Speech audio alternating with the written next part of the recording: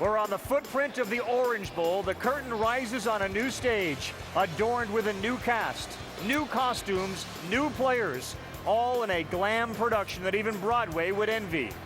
Marlins Park, it's amazing and amusing.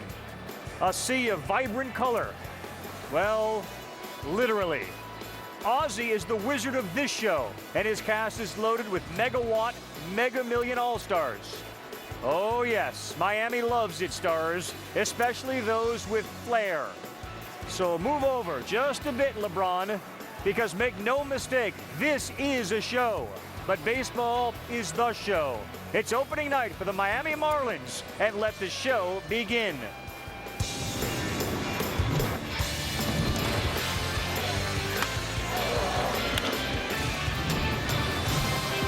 Hey, talk loud. Welcome to Baseball Tonight, presented by Burger King, as we get set for the first regular season game being played in the United States. It really feels like opening night. Although the sunshine implies opening day, there is a roof that is closed over the brand new Marlins ballpark, which cost over $634 million to build. 37,000 folks will be inside. It is 10 stories high, and the expectations for the Miami Marlins this year are a lot higher than 10 stories.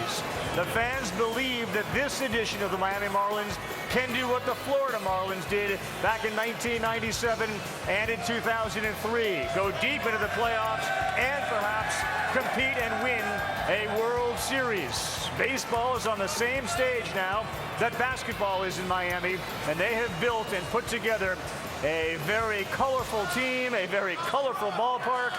That is the center field home run thing. If a ball gets hit out of the park, that will celebrate. It will light up. It will spray water. Porpoises will fly. John, this is a very unique venue that costs an awful lot of money and comes with all sorts of promise. Well, Carl, it does. And the promise is the money they put into the team and not so much into the stadium, because this stadium is only good as long as the players are good. Right. We all know that about Miami. We got Barry Larkin and Terry Francona as well. All right, Lark, this is not Florida Marlin baseball anymore. It's a whole new Miami Marlin feel. What's it say to you? Well, it's a new vibe here. It's very colorful here. You got a lot of personalities on this club. You got a new manager. I think the expectation is high.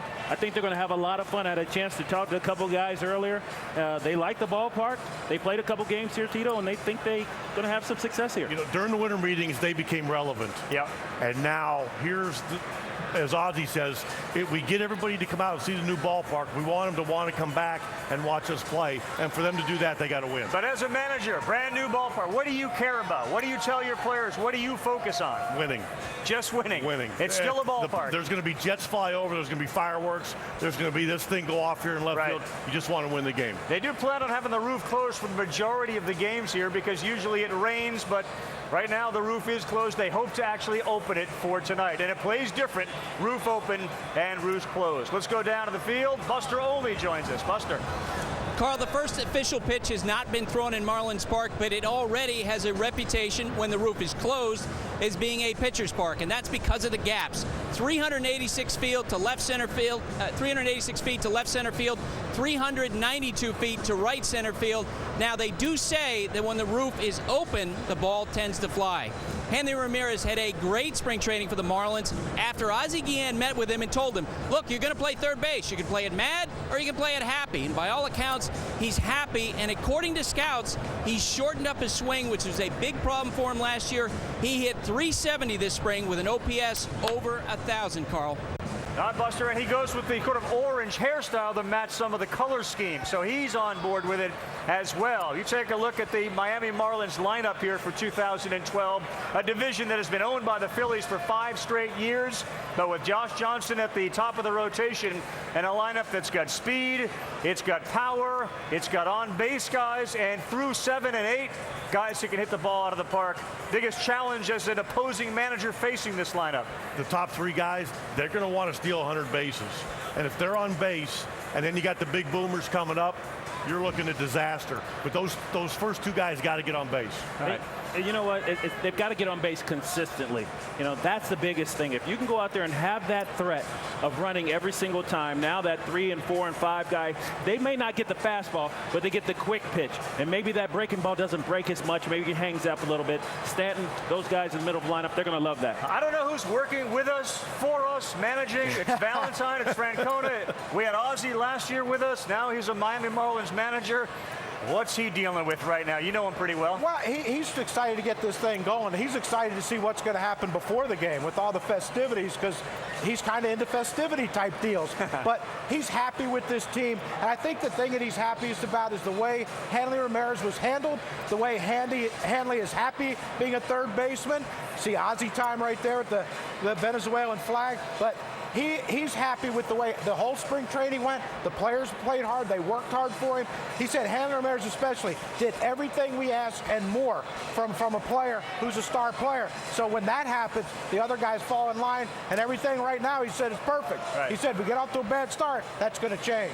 You believe that? And especially with the fragile history health-wise of key players, whether it be Hanley last year, Jose Reyes, of course. How fragile somebody like Reyes, if things don't jump out to a good start? Well, I think it's really important for this team to get off to a start. It's important for Jose Reyes. I think he's battling a couple of things. Of course, the history of having the health issues, but also coming in and playing shortstop and displacing a guy who was a potential MVP candidate every single year, and now he's moving over to third base. So offensively, I think the pressure is there on Jose Reyes to get on base. Defensively, you got to go out there and make the plays, because that's what they brought him in here to do. You know, the Heat, of course, playing tonight, and when they lose 4 games in a row, Miami and the rest of the country is like, this isn't working. What's wrong? Baseball, 162 games, but we keep focusing on fast start with Ramirez and with Reyes and with Ozzie and with Bell. How important is that, do you think? You're the manager. When you make changes, it's really beneficial to get out of the gate. I think baseball's a little bit different sport. You know, if you don't know each other and your guy goes out there and throws 8 or 9 innings, you're going to be okay. So I think it's a little bit different in the relationships in the game. I think it's going to be really important to watch how Ozzie reacts to this team's success or failure. I think you see, you know, early in the season, you want to make sure that you kind of really establish a foundation. And when you have such new ball players, you got to gel cohesively. That happens in spring training, yes, but spring training, you can throw that out the window. It's about the now. How long is the enthusiasm going to last here? Well, the White Sox, when he was with the White Sox, they had a veteran team. This is more of a younger team and a team that needs coddled a little bit. How long is this happiness going to last? Yes.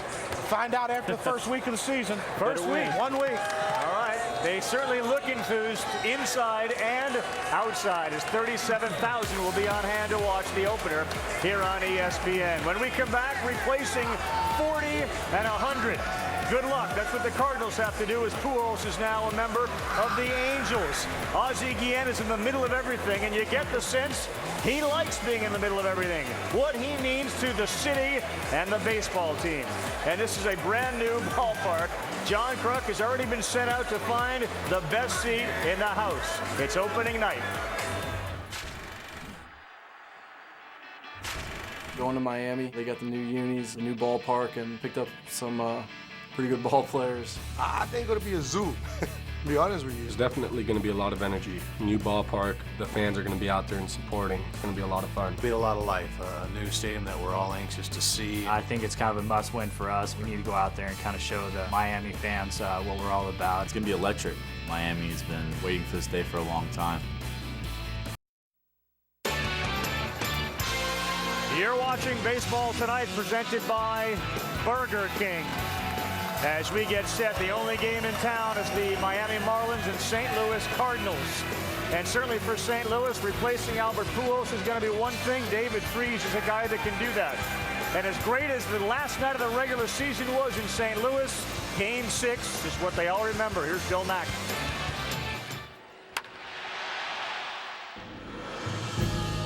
They've been playing the World Series since 1903, 624 games in all, but never was there anything like Game 6 last October between the Cardinals and Rangers in St. Louis. Beltre with an opposite field home run, and the Rangers go on top again. Put it under glass in Cooperstown, mark it for the baseball ages. A monster home run for Nelson Cruz, 6-4 Texas. Twice the Cardinals looked gone, and twice they rose again. A comeback drama in 3 acts, 2 of them starring David Freese, an unsung Cardinal who instantly grew bigger than the Gateway Arch. The Rangers are a strike away from winning the World Series. Feliz has the sign he wants. The 1-2 and a fastball hit to right field. Going back is Cruz, and it is off the wall. Pujols scores. Berkman scores. Freese into third. It's tied. Freese blew the foam off every beer in St. Louis, giving the Cardinals new life. Josh Hamilton put the Rangers back on top in the 10th, and in the bottom of the inning, the Cardinals found themselves again 1 strike away. Feldman ready. The pitch and a swing and a little blooper. Drops into center for a base hit. Jay will come in to score on the single by Berkman. They have tied it again. This was an evening of 3 miracles, and Freese framed and hung his stubbly face right in the middle of it. Freese leading it off. Crowd in a frenzy. 3-2, a swing and a high fly ball. Center field. It is gone! David Freese wins it in the 11th in one of the most remarkable, improbable baseball games you will ever see. They certainly expect enormous things from David Freese if he's healthy. And last year, of course, in the postseason, did one of those daily doubles you just don't get very often, winning the LCS and World Series MVP in the same postseason. Look at the list. The previous 3 were all pitchers in Hamels, Hernandez, and Orel Hershiser. So David Freese does it in 2011. He, of course, after the World Series, spent most of the time in the role of celebrity on different television outlets, on different shows, talking about his newfound status as a celebrity. And he's got huge shoes to fill with Albert Pujols now in Los Angeles. When you think about Freese, is it the same thing with him, John Kruk? Healthy and able to deliver? Yeah, if he's healthy, he can put up numbers that a lot of third basemen, along with Hanley Ramirez, can't put up. He's such a dynamic player. The way he can hit the ball the other way with power, it's tough to pitch to him. And when I talked to him this spring when we were visiting the spring training camp, he didn't want to mention last year's World Series at all. He didn't want to talk about it. He said he's seen it a million times. It's over. Let's move forward. Quickly, your best year, your first good year. How did you feel about backing it up the next year, going into that season? I felt good about it, but one thing you have to notice is that those pitchers now are going to be looking to not allow him to hurt them, and that'll be different for him this year. I agree. There was a year I drove in eight runs, and trying to back that up, it's hard. Let's go down on the field. We have our perfect backup plan. That's Buster Olney. Buster. Guys, we've been talking about all the change with the Marlins. How about the St. Louis Cardinals? Albert Pujols gone. Legendary pitching coach Dave Duncan gone. Hall of Fame manager Tony La Russa, he's gone as well. I talked to David Freese about the change a few minutes ago. David, Mike Matheny takes over as manager. How different is he than Tony La Russa? I don't know if they're too different. I think when we get a manager like either of them, it's all about winning. It's all about executing, and I think Mike has learned a little bit from Tony. But he jumped right in, and he's doing a great job, obviously, and we're glad he's our skipper. What kind of ride was it for you after the World Series with your heroics in your hometown? Oh, it was crazy. Cardinal Nation's out of this world, and it was a flattering couple months, that we all got to enjoy, and I had a blast doing it. David, thanks. Back to you. Mike Matheny continues to learn from Tony La Russa. They talked earlier today. What La Russa has said to him is, you got to be your own man. Carl? All right, Buster, here's the lineup. It's Furcal, Beltran, Holiday, Lance Berkman, who you couldn't get out in the postseason last season. Hopefully, for his sake and the Cardinals, it's the healthy Berkman, not the Berkman of a couple years ago. Freese will hit in the 5-hole. Molina got that big contract for $75 million. And you don't see Alan Craig there, who's out. John Jay's in center field. Del Calso at second. And Loesch is going to be on the mound. Replacing Albert Pujols. That obviously can't be done. Or can it be done? Not by one guy. Not by one guy. And not only do you lose Albert's numbers, but the repercussions are the guy in front of him, the guy behind him. Everybody gets pitched to differently. and it's going to be difficult. I mean, he's a once in a lifetime. He's that type of hitter. That's difficult to replace. Yeah, I think Carlos Beltran is going to be important for this team this year. I think a healthy Carlos Beltran had a good spring last year, had a good season. So I think his health is going to be essential to these guys being successful. You see him in the outfield. Is he going to be able to take the wear and tear? He's got the bad knee going on. So it's going to be really interesting to see if he can be that offensive is there power. A mindset? Is he the type of guy that can do that still? Oh, absolutely. Yeah. I spent the winter. I spent some time with Carlos. He's feeling very good about himself. He was very excited about the opportunity. Once Albert did sign, he was excited about going there and not really replacing him, but being part of the crew to replace him. Another thing about Lance Berkman, I think it's going to be important. You talk about the healthy Lance Berkman. I think it's really important for this club to get together and really get along. And he's the prankster. He's in the middle of absolutely everything in that clubhouse. And when you lose a guy like Albert Pujols, everybody says, yeah, we can't replace him, but we've got to gel together. We got to be a little more tight. So it'll be interesting to see how he keeps that team nice and loose. And there's guys in their comfort zone right now. Beltran's hitting second in this lineup. They're not asking him like the Mets were doing to hit fourth, driving 130 runs like they hoped he would. Berkman is back at first base now. That's going to be a lot less wear and tear than playing the outfield, where he did a great job last year, but now he's back in a more comfortable place. Yes, Albert makes all of them better, but I think as a collective group, they're more in a comfort zone right now with Beltran and Berkman than if they still had Albert. And one thing that Tony La Russa was able to do is really manufacture runs. You look at the top of that lineup, he had guys that were getting on base. Well, Rafael Furcal is now the guy who is going to be required to get on base. You look at Carlos Beltran. He's not a guy that's going to make things happen on the bases, so a lot of that responsibility is going to be on Rafael Furcal, and he struggled. He hit 192 this spring, signed a 2-year deal, but there's going to be a lot of pressure on him as well. The Cardinals destroyed the old adage that if you lose your ace, you're dead. Carpenter went out, they won a World Series. Wainwright out. They're dealing with Carpenter now. Wainwright was able to be somehow filled in for last year. So with now Carp down for a while, how do you deal with that? Well, Carp's not only their leader on the field, he's their leader off the field. This is a big void to fill for them. Wainwright has to come back and be the guy he was 2 years ago. We met Mike Matheny. We actually did a show last year, Gold Glove show. It's like the next day he gets interviewed for the job here as the manager of the Cardinals. Well, he got the call when he was up there doing a segment with you. With me. Didn't mention it at that point. What are his qualities that make him a good manager? Well, respect. I think the players respect him because of everything he's gone through. You have to remember, his career was cut short by concussions and other injuries. And so he's a tough guy.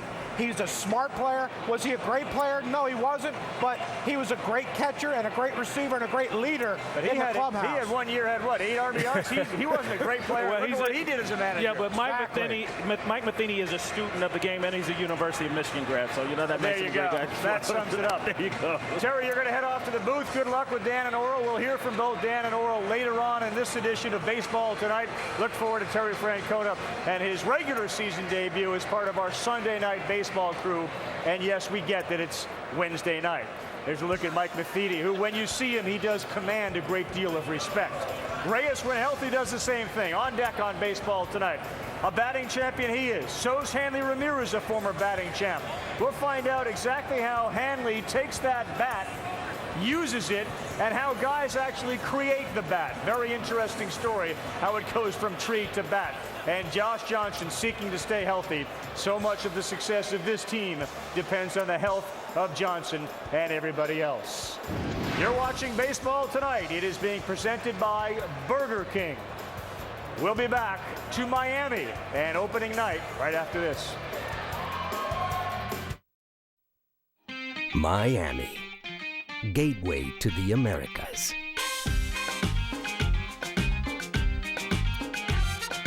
Puerto Rican, Cuban, Colombian. Cultured and creative. Proud and patriotic.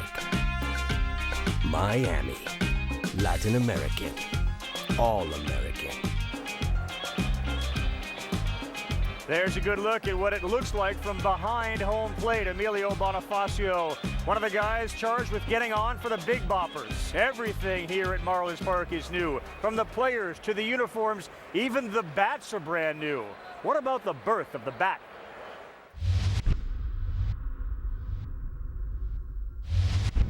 I always knew this moment would be mine. My destiny. But I can't do it alone. I need the perfect partner. A finely crafted instrument to unleash my potential. Together, we are poised for greatness.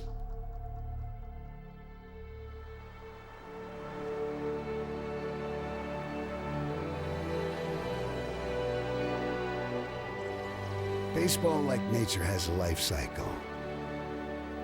A beginning, a middle, and end. There's a purity and peacefulness. An ebb and flow.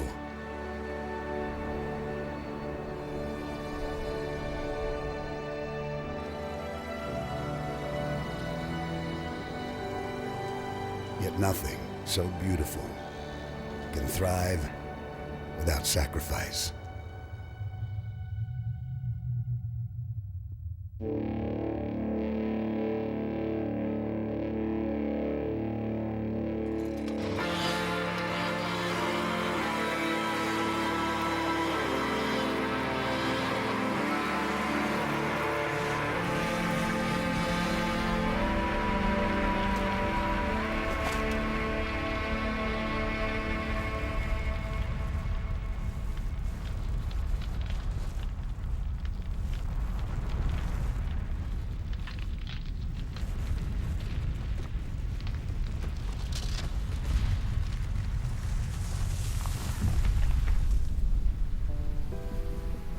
There's a balance in a moment like this. A loss and a win. A life taken down, but a journey born.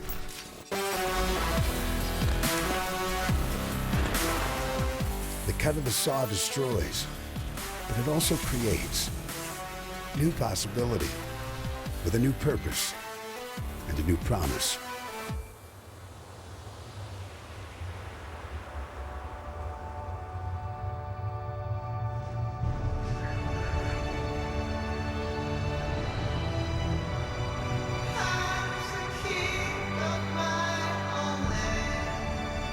Rebirth, reincarnation.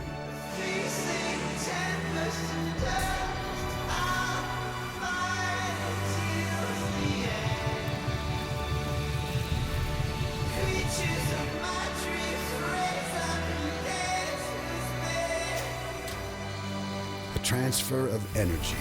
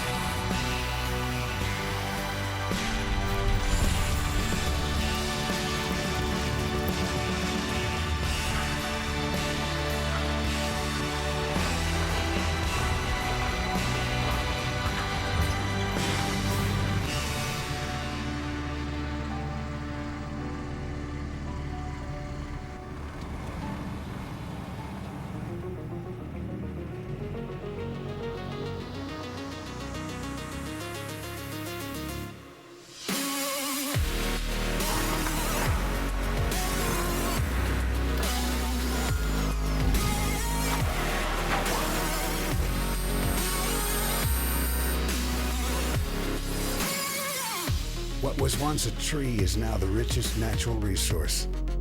Potential.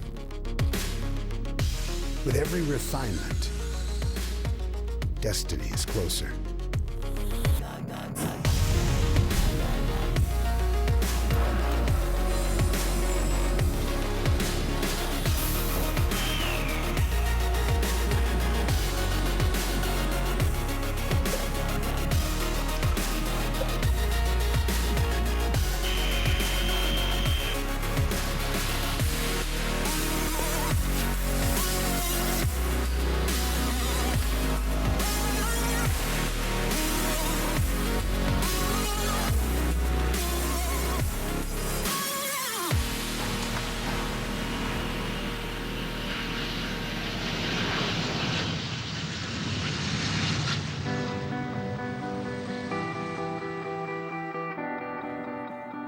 Now it's my time.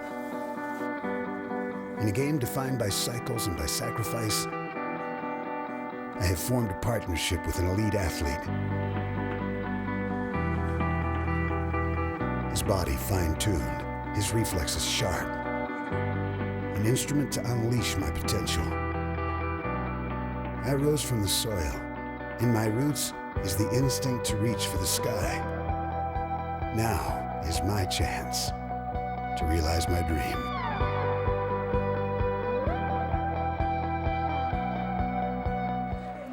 And now you see the finished product, or nearly finished, as Hanley's working on the grips on the bats. It is a dream left side of the infield that has come with a little drama. A little while ago, Barry was down on the field and talked with both Hanley and Jose. All right, I'm sitting here with Miami's famous Hanley Ramirez and Jose Reyes. So I got to ask you guys, there's been a lot of talk about how this whole thing went down.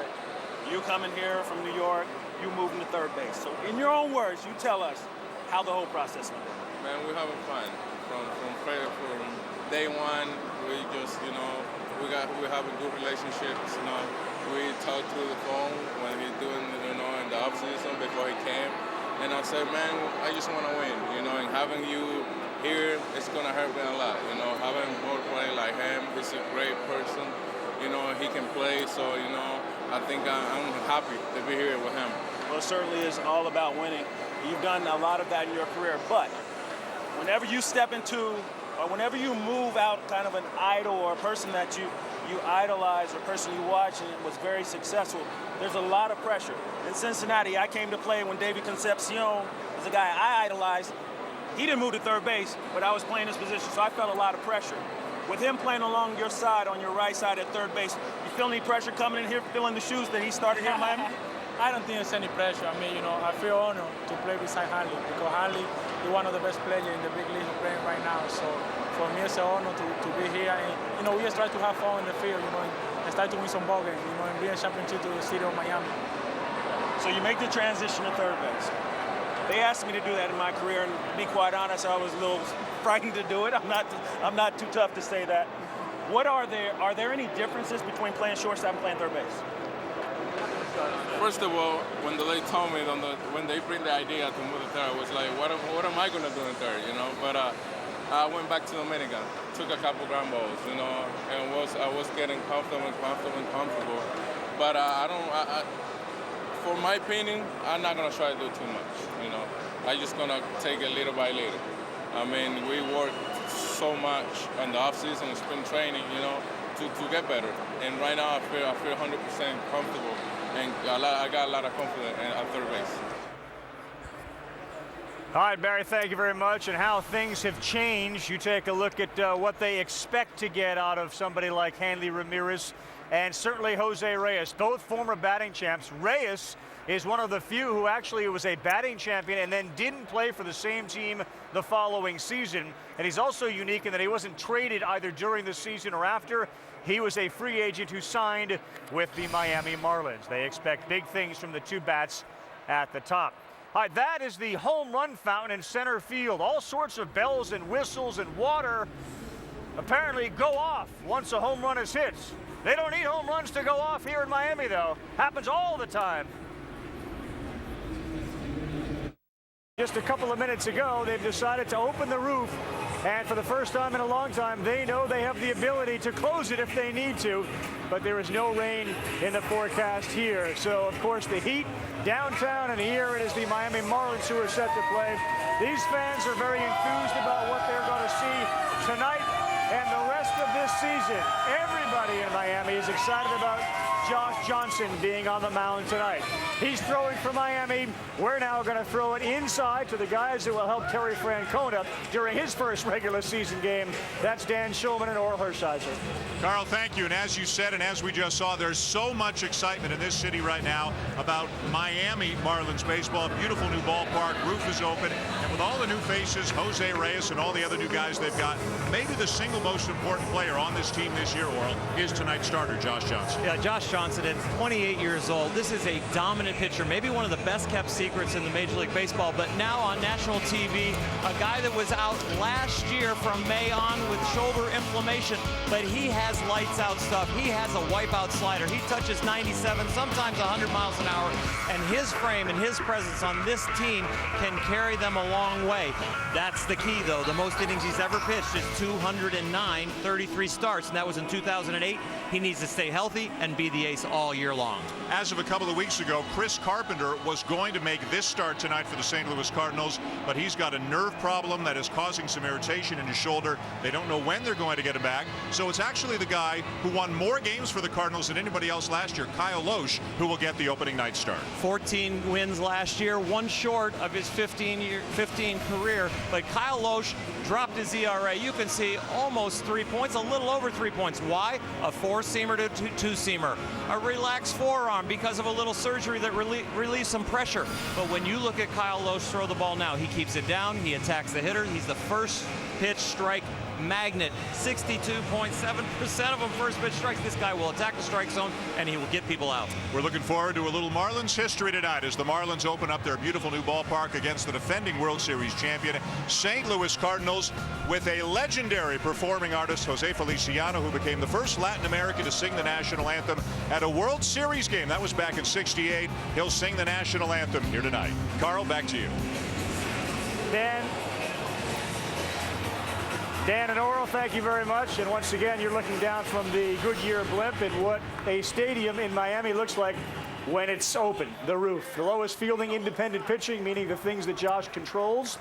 A fielding independent pitching of a 2.47, as good as anybody in baseball, in fact, better. The bottom line, and literally on this screen, is what the issue with Johnson is when you think that Cliff Lee, Halladay, and Clayton Kershaw all threw over 437 plus innings, and Johnson was near half that. So the fans are filing in. Many of them had a chance to test this out before tonight, find out what the best seat in the house was. But nobody identifies that better than Crucky.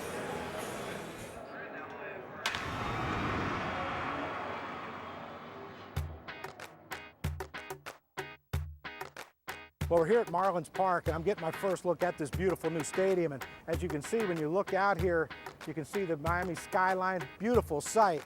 But we're here to get a look at the stadium. I'm getting my first look at it, and I'm also going to find my best seat in the house.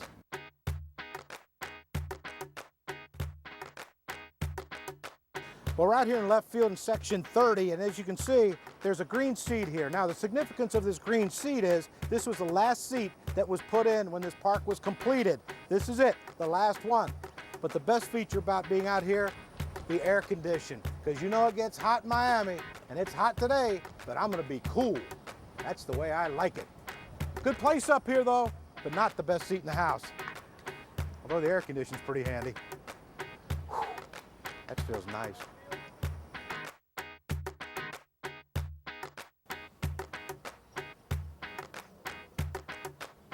Nope.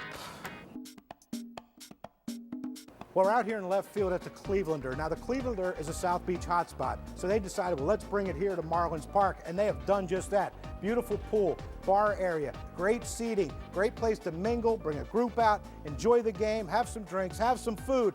But if you're serious about the game, you can come down here to field level in left field. The Marlins bullpen is right over here. You have cushioned seating. You can sit here and watch the game from this great location. Beautiful spot, not the best seat in the house, though.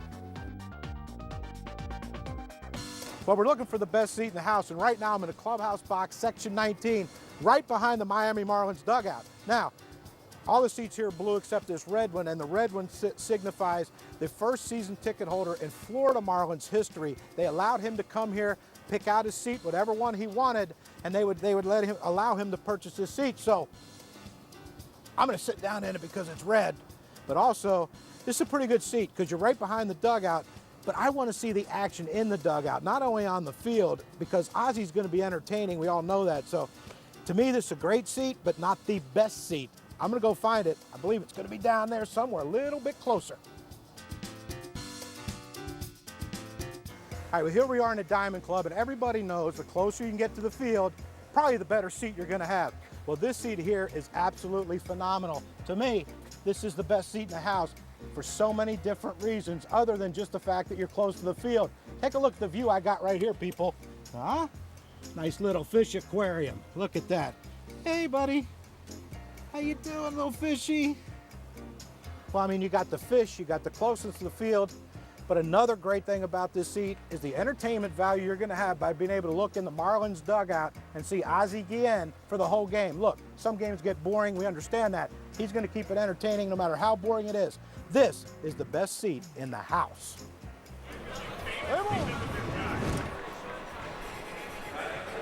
All right, John, that was a little uncomfortable with your ability to relate to the fish, but inside Marlins Park, where the fish are swimming, they're introducing the St. Louis Cardinals, the defending World Series champions. Does it feel like a perfect storm for the Cardinals as you see Berkman coming down the line where they're the World Series champs, they don't have Pujols anymore, they lost their manager, and they're dealing with all that's going on here, you know? Yeah, opening day of the season, you would think that they'd be the big story, but all of a sudden now they've taken a backseat not only to another team that they're playing, but to a ballpark. You know, they've been able to flourish under adversity. They had all kind of injury problems last year. Tony Russa himself was on the shelf at times. This team just has a tendency to come up big when they have to. Be interesting to see how they do under Matheny. Winners know how to win, don't they? Yes, they do. And under the radar. I mean, the Cardinals were kind of an afterthought until late in the season last season. And I think most people, when Pujols left and they replaced him with Beltran and looked at what Berkman did last year, felt they still might be the favorite in that division.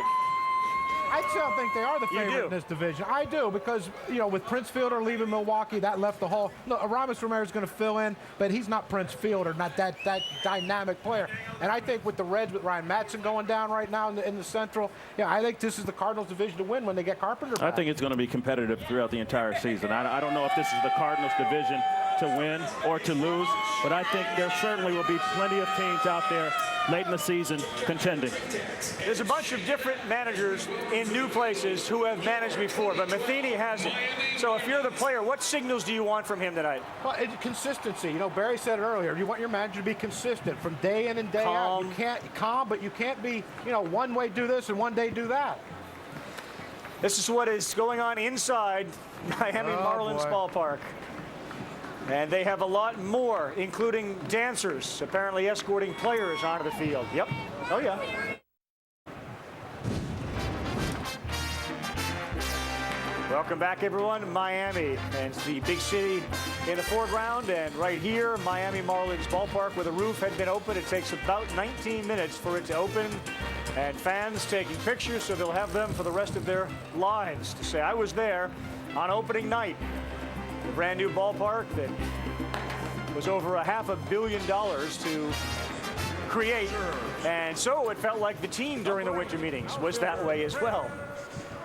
When you think of the Miami Marlins, John, do you think of that? Well, that was me earlier today, yeah. That was, you know, I didn't have anything else to do between Sports Center segments. That's the champagne chandelier, yeah, apparently. well, that's me. You don't get that in many other places. No, you don't. Really unique features going on right here. I'm just really looking forward to the starters introduction because I hear something special is going to happen here. Just to see what this fan base is excited about. And certainly the names on the back of the uniforms are what they're excited about.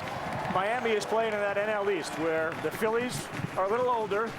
The Nats are coming. The Braves are still there. Where do the Marlins fit into this whole picture? Well, to me, this is the first year in the last 3 or 4 years that you can honestly say that some other team might have a chance other than the Phillies. The Phillies still have the best pitching in the division. We know that. But their offense is taking a big hit with Howard and Utley being out. You know, who knows how they're going to fill in and try to score runs without those gentlemen. So I think it's wide open. I think the Marlins have a good a chance as anyone. But Josh Johnson has to stay healthy, and so does the left side of their infield. It is all about health. They're going to have to certainly execute. Ozzie Guillen, I think Ozzie's going to play a very important role in this team's success as far as him being very consistent.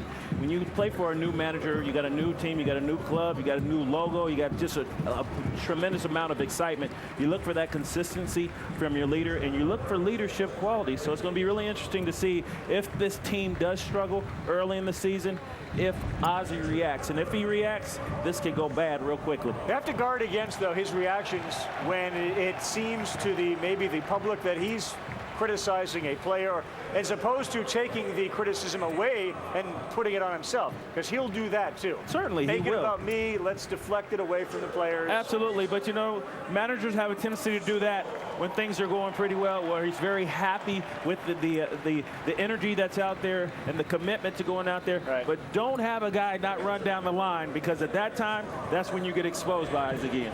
Remember when they played in the football stadium during the World Series, as Burley comes out, they packed it. I mean, they had 50, 60,000 people there. This park holds 37,000, and just about every single one of those people are now inside, filling their seats. They want to hear this opening day lineup announced.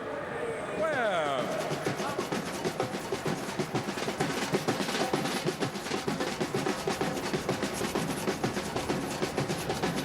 All right, fans, make some noise for your manager and tonight's starting lineup for your Miami Marlins. The manager, number 13, Ozzie Guillen.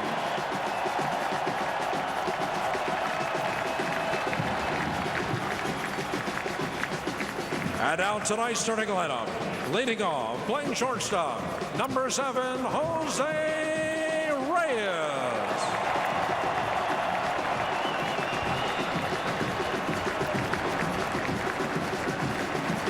Batting second, playing center field, number 1, Emilio Bonifacio.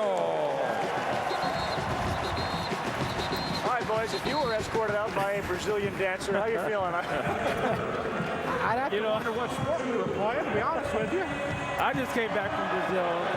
It was during Carnival, and they were doing the samba dancing, and they had all those headdresses and things going on. I tell you, there's a lot of distracted things down on the baseball field. Hopefully, these guys can put it out of their mind and get the baseball like it's supposed to be done. If they wanted to make it feel like the culture, they've accomplished that. Home run. Yes, they did. The fish should be swimming soon. They hit it out of the park. This is baseball 2012 in Miami, boys and girls. As not Mike, but Giancarlo Stanton gets escorted out. No, Carl, it's going to be really interesting to see. Of course, fans are going to show up this first game, maybe this first series. Well, they're going on the road soon, but how long are they going to be able to fill the seats like they're doing tonight with just the product that's on the field? And that's the most important thing. Gabby Sanchez, a John Kruk favorite during the year last year when there was all sorts of talk about maybe moving and picking up a first baseman. What about Gabby Sanchez? He's great. He could be an all-star. There's a lot of all-star potential on this team. Omar Infante introduced, and now nearly the entire new-look Miami Marlins have been introduced to this crowd of 37,000.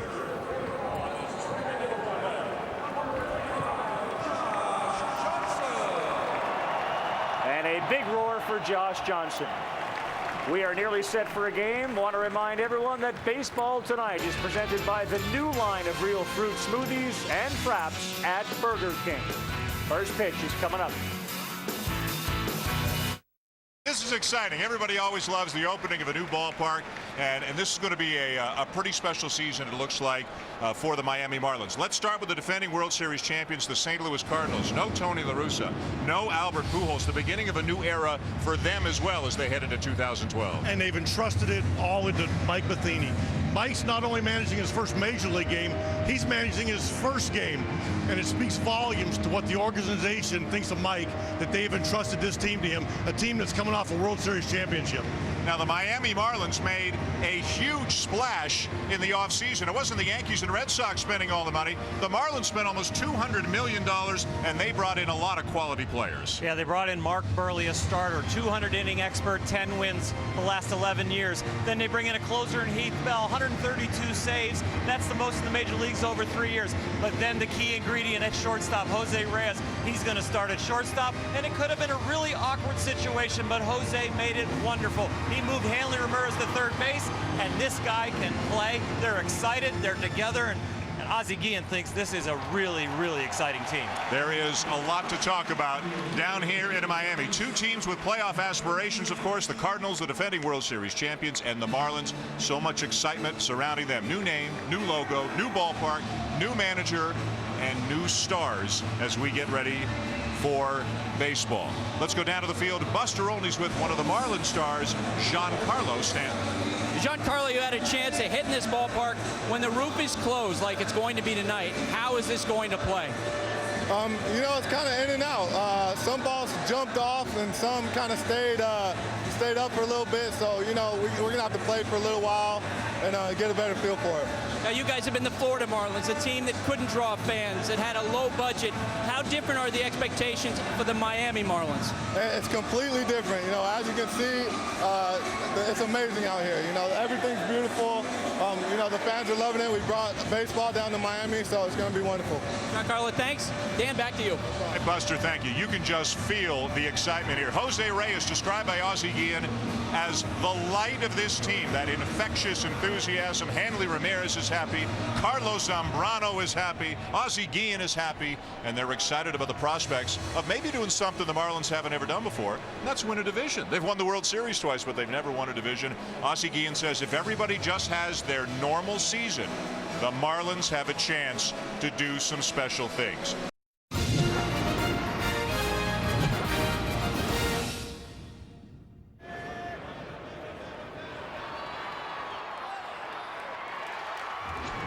Six months. It's been 6 months and 6 days and just about 19 hours. Grand slam. The Yankees lead 5-0. We all still remember every moment of it. I smell the coffee brewing. Uggla rounding third. Here's Pence's throw to the plate. The tag. He is out at home. He got him. Well, the plot thickens here in Baltimore. The rain has intensified. A night like none other in baseball history, all unfolding across the country at once. Sam Johnson is in the bottom of the ninth inning. Play is about to resume. Red Sox with a 3-2 lead. Going to find a hole in the right side. And this one is over, and the Atlanta Braves have been eliminated, and the St. Louis Cardinals have won the National League wild card. Crawford playing shallow, cannot make the catch. He scores! And the Baltimore Orioles stun the Boston Red Sox. And a 2-2 pitch to Longoria.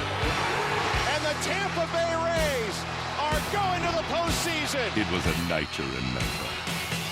Setting up October perfection and a World Series title captured by an unlikely hero.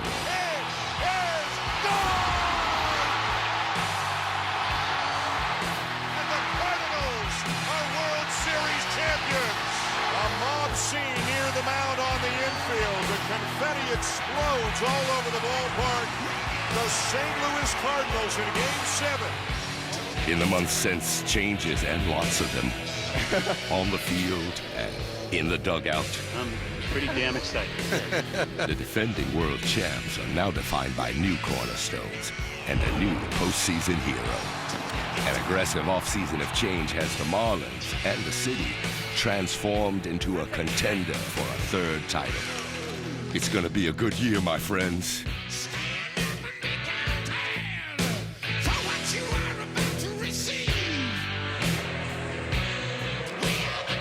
It sure does have the feeling of a good year. The 2012 Major League Baseball season as Josh Johnson takes the mound here at a brand new Marlins park. A lot of excitement here in Miami for the Marlins as they get set to take on the St. Louis Cardinals here tonight. Just a one-game series, a one-game stopover for the defending World Series champions under new leadership this year. First-year manager Mike Matheny. Longtime Major League catcher, spent 4 years with the Cardinals, won 3 Gold Gloves with the Cardinals, 4 in his career. And he is the new man in charge after 16 years with Tony La Russa as the manager. Let's take a look now with the Cardinals starting lineup tonight, brought to you by Can-Am. Now, this team did lead the league in runs scored last year. No Pujols, of course. They bring in Carlos Beltran, who had a good spring. He's hitting second in the lineup. Lance Berkman had a terrific year last year. 31 homers, 94 RBIs. He moves back to first base. He'll hit cleanup. Matt Holliday assumes Albert Pujols' third spot in the lineup. Not an easy way, Oral, to start the season facing Josh Johnson. Josh Johnson is the ace of this staff, and health is the only question. But after that, there is nothing about health that you worry about. The slider is wipeout. He's absolutely amazing. He is filthy, and if he stays healthy, they can have a big year. Capacity crowd of better than 37,000 here tonight. Ed Hickok's the third base umpire. Laz Diaz at second. Angel Hernandez at first. And Ed Rapuano is the home plate umpire here tonight. Ready to say play ball and get the stateside edition of the 2012 Major League Baseball season underway.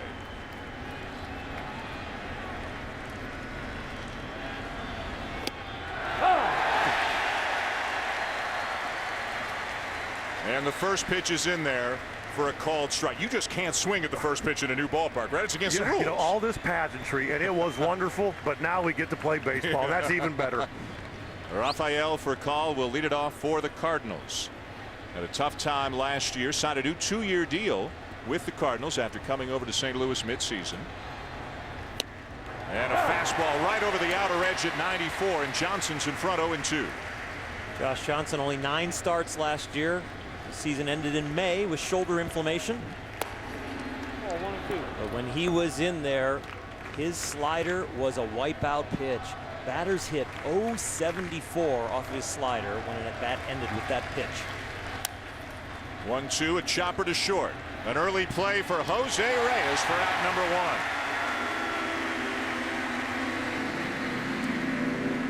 1. I think always a special moment for baseball fans whenever a ballpark opens anywhere. And that's the case here tonight. And the flashbulbs, as you would imagine, are going off by the thousands as Josh Johnson delivers that first pitch of the game. One down here at the top of the first. The batter is Beltran. First pitch swinging, and he lines one into right field for a base hit. A sliding attempt by Stanton, and he'll smother it enough to hold Beltran to a single. It's Carlos Beltran's 6th hit in his last 10 at-bats against Josh Johnson. I think that's owning somebody of late. Looks like he jumps right on the fastball and doesn't let him get to that great slider. So Johnson will work from the stretch for the first time. Beltran at first, 1 out. Of the batter was Matt Holliday. And again, this is where you can't help but think this is Albert Pujols' spot. For the last 11 years, this is where the game's greatest player, for the most part, hit in the number 3 spot in the Cardinal lineup. Holliday dealt with a number of injuries last year, still hit 22 homers, drove in 75. Terry, what about the addition of Beltran to the Cardinal line? You know, he's a guy that can hit. He switch hits. He can hit for power, and he's hitting in that 2-hole, which the Cardinals with Tony La Russa have always liked. And Mike Matheny's going to follow along right in those footsteps. Doesn't run nearly as much as he used to. I think if you told the Cardinals you'd get 140 healthy games out of him, they'd take that in a heartbeat. Not going, and the pitch to Holliday, a swing and a miss, 0-1. But Beltran used to be a guy that you could count on for 30 to 40 bags, but now at this point in his career, last year only stole 4 bases. So he's over there to make sure that first base is occupied, leave the hole open, and wait for the ball to get to the outfield grass.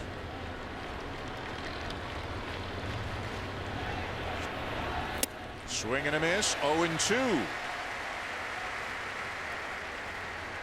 Johnson getting a couple of fastballs by Holliday to jump out in front. Lance Berkman waiting on deck for the Cardinals. You know, there's nothing wrong with Holliday. There's nothing wrong with Berkman. But when you can't sandwich that name Pujols in the middle, that's a big loss.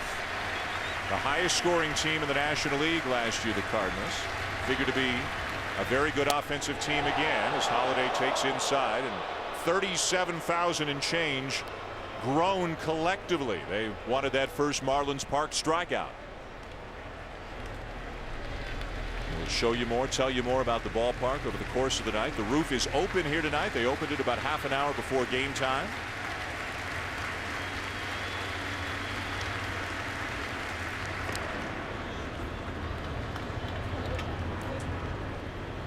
There's the man with the first hit in this ballpark. Mr. Holliday at the plate doesn't want to be the first K.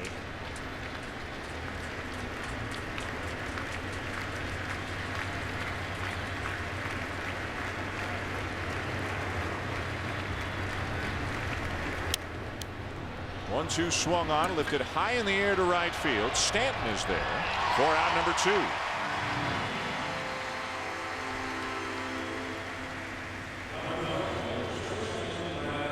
Everybody just wants to get their first out of the way. Yeah. So you can get into the grind of the season, As exciting as opening day is, you just want to get into the flow of the game. Sometimes that's a little harder than others. Always butterflies, no matter how many opening days you've been at? Never. If it ever goes away, I think you got to go get a different job. Yep. You try to explain it to people, and it's impossible. Yep. Here's Berkman. Had a great year last year, especially in the first half. Tailed off a little bit in the second half, but then had a great October. Hit over 400 in the postseason. Switch hitter batting for the left side against the right-hander Johnson. He takes ball one. You got to believe if he puts up the numbers he did last year, they're going to be thrilled. Moving from right field into first base to take the place defensively of Pujols, with Beltran now in the outfield. Let's go Marlins, the chant here into Miami is the 1-0 to Berkman, taken outside, ball 2. It is really strange not to see Albert here. It is really strange. As much as we knew, and he signed, and he's in Anaheim, it's just strange to walk around the St. Louis clubhouse. Strange to not see him in the lineup. 11 years with Pujols, 16 years with Tony La Russa and pitching coach Dave Duncan. So 3 enormous changes, really, for the St. Louis Cardinals. And last year they battled through everything, through thick and thin. A September that everybody will remember, and then an October that no one will ever forget. A swing and a liner to left center field. This ball is down. It'll be cut off by Logan Morrison. Around to third goes Beltran, digging for second, and safe is Lance Berkman, just beating the throw into second base. That didn't look like he was going to be safe. Wow. Fought off a good pitch. Yeah, it was a good fastball in. He did a good job getting his hands inside and then driving that ball to the opposite field. And I think Berkman thought he had an RBI. That ball was going to make it to the gap, but the ball ate it up once it hits the outfield grass. Gave Logan Morrison a chance to really get to it as it curves back to him. And right here, throwing the ball to second. Berkman thought the ball would go towards home with a possible 2-out double and a runner on first, but the ball came to second. He snuck in there. So second and third, 2 down for David Freese. David Freese, the hero of October for the St. Louis Cardinals. The local boy made good. The NLCS MVP, the World Series MVP. The 2 hits that nobody in St. Louis will ever forget from Game 6 of the World Series. The triple to tie it in the 9th inning, the home run to win it in the 11th inning. You can see the patch on the left sleeve of the Cardinals, World Series champions. They'll be getting their rings at their second home game next week. Swing and a miss, 2-1. When you see the highlights of last year's playoffs, you see David Freese hit a lot of fastballs. He can catch up to a bullet. That little wrinkle right there, that slider, had him way out front. Drives the ball very well to the opposite field, as the Texas Rangers found out in very painful fashion during the World Series. At the knees, 2-2. Good luck. You're in a fastball count, and he throws a fastball right there. He did exactly what everybody else does. Just stare at it and hope the next one catches more of the plate.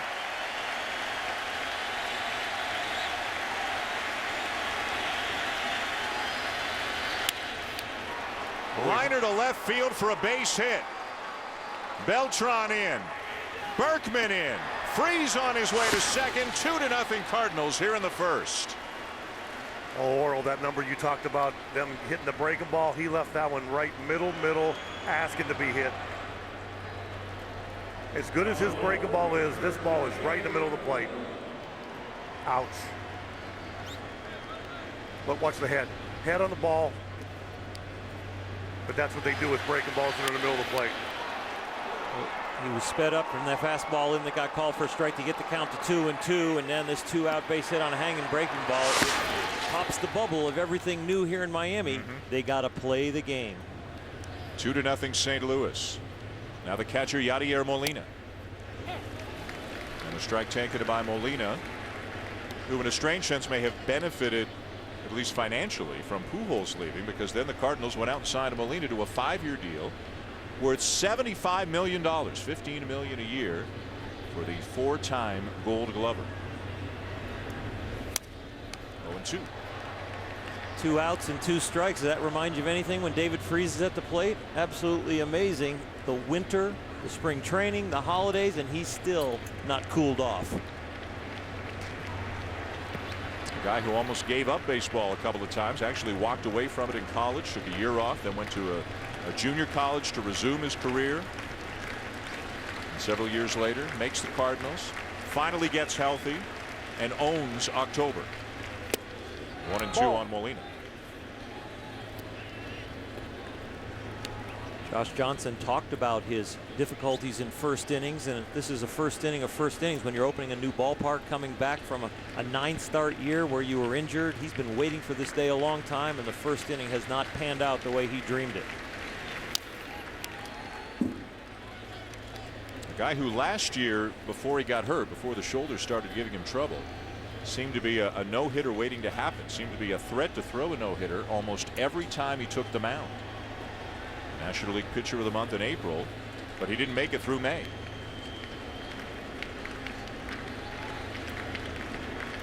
The shoulder inflammation never resulted in surgery, and he said with a week to go in the season, if it would have been a week longer, he could have come back and at least had a start.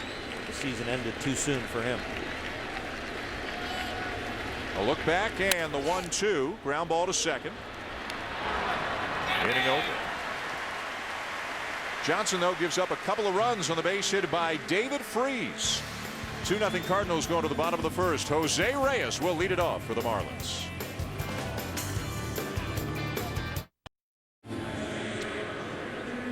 Opening night baseball on ESPN is presented by Burger King.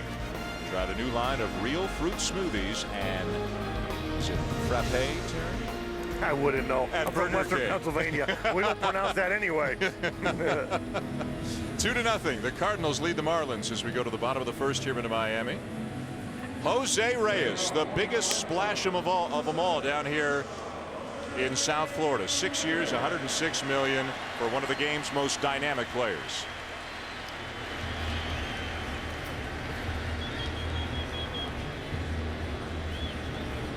Won the National League batting title a year ago, hit .337. And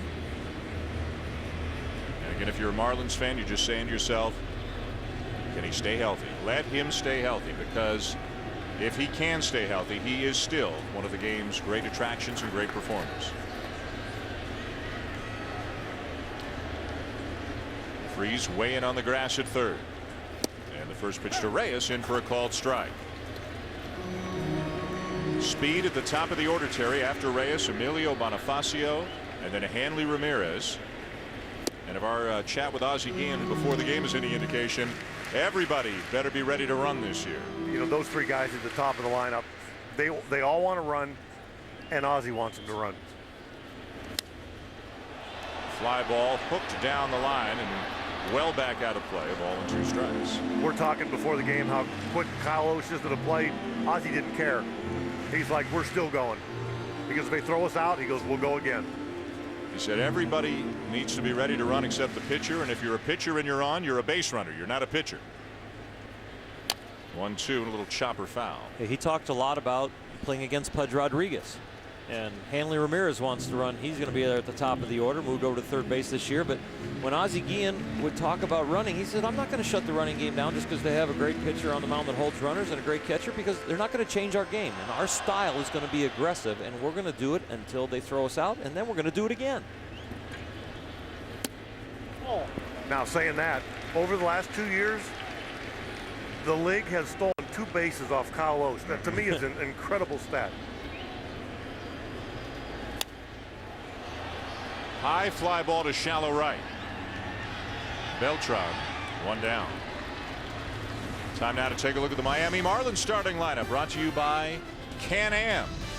And as mentioned, Jose Reyes leading off, the National League batting champion a year ago, and he has become good buddies in a hurry with a guy that he displaced and moved over to third base, Hanley Ramirez, a former batting champion himself. And Hanley is happy and healthy, and in Marlin country, that's good news for a guy who is one of the most talented players in baseball.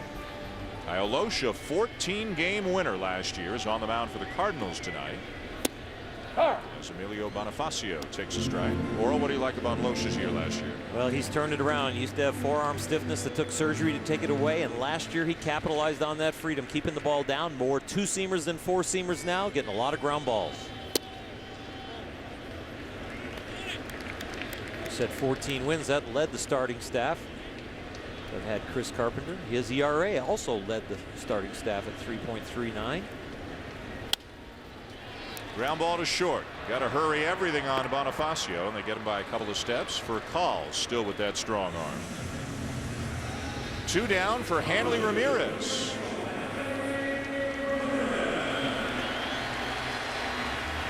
There was a lot of concern about whether Ramirez would accept the move to third base, and Ozzy's the best. 15 minutes with Ozzy is as good as it gets. How about when he says, Hanley, you're going to play third base. You can play it happy. You can play it mad. You got 2 choices. And you might as well play it happy. Thought that was beautiful. It's going to be easier to play it happy. Ozzy has a way of cutting right to the chase. But then right after that, Ozzy said, don't give me any of the credit. He said, give Jose Reyes the credit. Give Hanley the credit. And another guy that deserves some credit is Joey Cora, Ozzy's bench coach. He's in there every day doing something with them.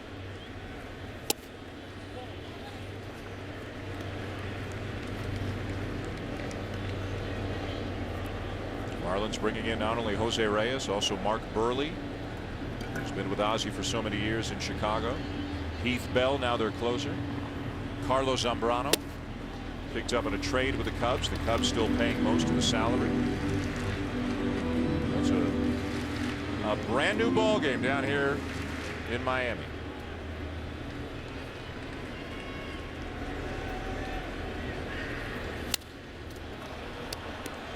And a pop-up for Furcal to end the inning.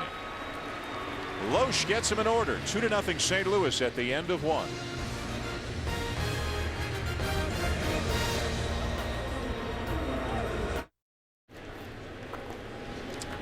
One of the unique attractions here at the Marlins Park, they have 2 fish tanks in foul territory right behind home plate. One just off to the left, one just off to the right. You can see one of them to the left of your screen right there, and it's shatterproof glass. We hope so. Bulletproof glass. Bulletproof glass. And it's 2 layers. We hope so. And there is probably the most talked about feature of this ballpark. They're just calling it the home run sculpture. Woo! Liner back to the mound. Jay retired as Johnson comes up with a grab. They just came out of pitcher's fielding practice, PFP, in spring training, and that would be called a redeemer. When the pitching coach is hitting bullets back at you to get your reactions, you catch one of those, it's a redeemer. You get to cancel off one of your errors. Oh my gosh, that brought back memories. Or should I say nightmares. Wow. That ball might have caught him. Yep. Here's Daniel Descalso getting a start at second base tonight for the Cardinals. Descalso and Tyler Green going to share some time at second base this year for St. Louis. We mentioned the sculpture out in deep left center field. When the Marlins hit a home run, it's going to go into action. Spouting water, the flamingos, the Marlins will swim around. You can see the skyline of downtown Miami too. They can close the windows or open them. The panels are open right now. The roof is open right now, but even when the panels are closed, you'll be able to see the skyline of Miami as the pitch is taken outside, ball 4. And also, if you're a fan of lime green, if that's your favorite color, you have come to the right place. It's amazing the difference in cultures. And I mean, I'd like to see him put that left field sculpture up inside Fenway. But as Jeffrey Loria, the owner of the Marlins, says, he goes, hey, this is Miami, and they didn't try to go retro here. They went modern, Art Deco, futuristic, throw to first, and just back in time, Descalso. And it's green and blue and pink and orange and yellow. This is a bright ballpark. I don't know about you guys, but it works for me. I think it's a beautiful ballpark. I think they did a great job. From the outside, it kind of looks like a cruise ship had a baby with a spaceship. It's taking me a second on that one. I'm sorry. It's just the beginning of the year. Loesch squares to bunt and gets it down. Johnson looks at second, settles for the out at first. The sacrifice moves Descalso to second, 2 down. Dan, I'll let you pick it up from here. You want me to save this? You got us into this. Well, when it's closed, it looks like a spaceship, and then along the side when you're pulling up, the glass, the beautiful glass when it's closed up, looks like a cruise ship that's been docked here off the Atlantic. And we are in the Little Havana section of Miami. We're right on the site of where the old Orange Bowl used to be, the famous football stadium. Natural grass, retractable roof, 37,400 or so capacity. So it's an intimate place. It's not a huge ballpark. Here's for Call up for the second time.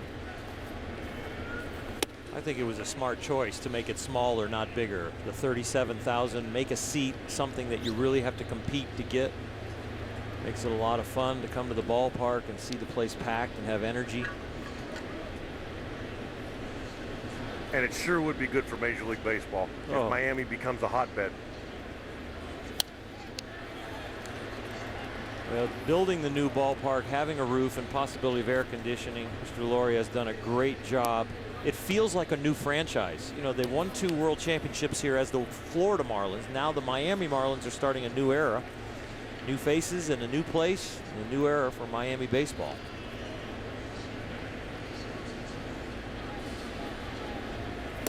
And the timing's pretty good as well. They went out and spent a lot of money at the same time when it appears maybe that the Phillies, you know, with the injuries to Utley and Howard, the Phillies might not be quite the 102-win juggernaut that they were last year.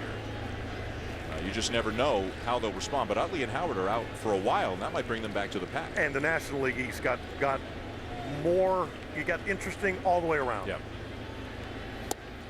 They really compacted. You know, you're probably going to have to put the Mets in the cellar. That's quite a championship ring right there. He combined both years. As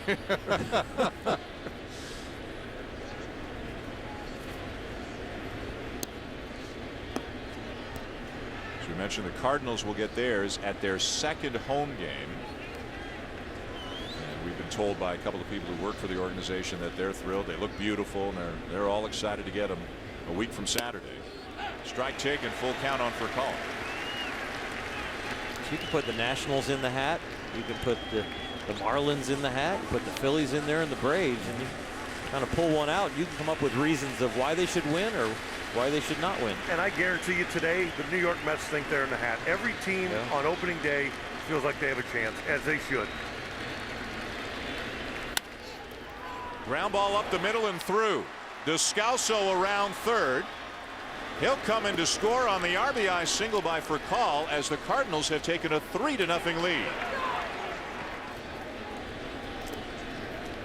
Johnson has hung a breaking ball. He's given up a few hits on fastballs. The location's just not there. He's getting the ball in the area, but this infield, that ball got through in a hurry.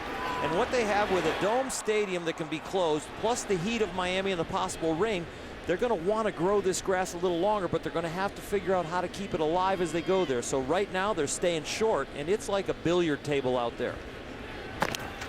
The speed is slightly above Major League average, I would say, on this infield, if not a little bit faster than that. And it's not like Wrigley or Fenway where they can grow it and make it soupy. You worry so much about guys heading north and having that first couple weeks where you can't get a ball to go through the infield. That's not in play here. This is still a spring training site almost as far as speed. Beltran takes a strike. And they will work at it. This is the kind of the, I don't know what you want to call it, growing pains, but it's part of the way of just adapting, and the big league coaching staff and Ozzie Guillen, they will put their 2 cents in and they'll get it right in a month or two.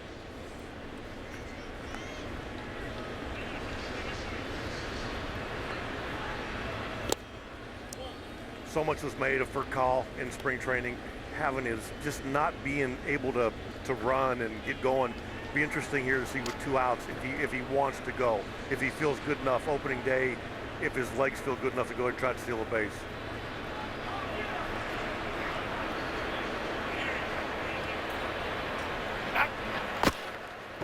The Cardinals were last in the National League in stolen bases last year. And Furcal, historically, as you mentioned, Terry, I mean, there was a time when he was good for 30 or 4 bases a season. 77% career success rate. Being held on by Sanchez at first. Bluffs a start. A little swinging bunt to the left side, and it's going to roll all the way into left field. For call into third, as that ball somehow snuck between Ramirez and Reyes, and there are runners on the corners with 2 down. Well, there'll be some communication issues over there. There'll be some thoughts about what balls I should go for, what balls I shouldn't for Hanley Ramirez and Jose Reyes, and this is one really a little communication mix-up. Kind of scoots through. Reyes kind of scooting over, thinking about the stolen base, and he feels out of position. For call, remember, bluffed the steal, and that got Reyes moving over, and Hanley just didn't get a real good jump on this, and I'm not sure he would have thrown Beltran out anyway.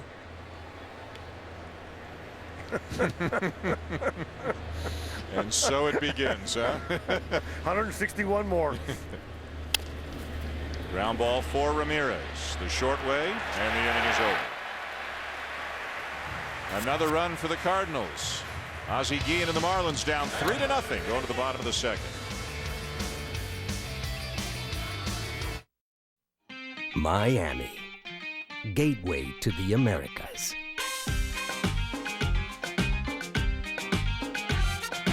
Puerto Rican, Cuban, Colombian. Cultured and creative. Proud and patriotic. Miami, Latin American, all American.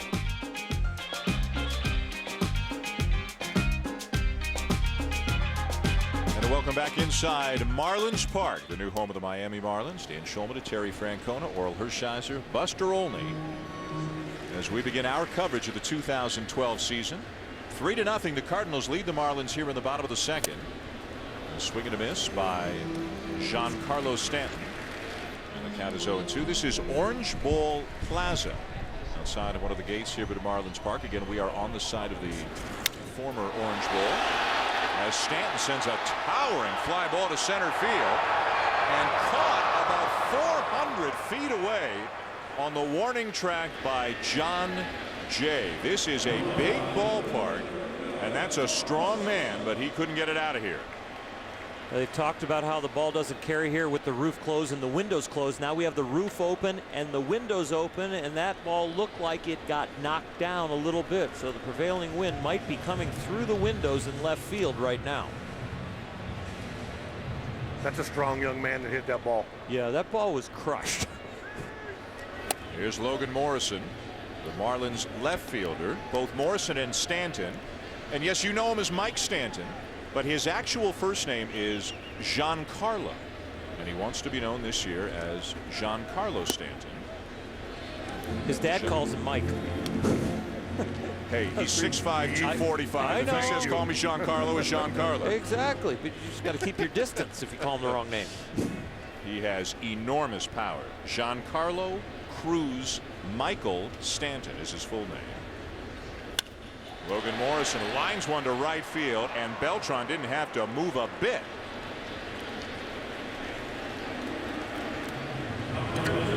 Two loud outs here in the second inning. They know they're going to get a strike on the first pitch. Kyle Loesch is a strike thrower and especially very efficient on the first pitch. Last year, 67.3%. That led the NL starters. So you know you're going to probably get a heater early. And those two young fastball hitters tried to feast on it. Loesch came up lucky. Gabby Sanchez, the first baseman, looks at a strike. One the wind caught and one Beltran caught.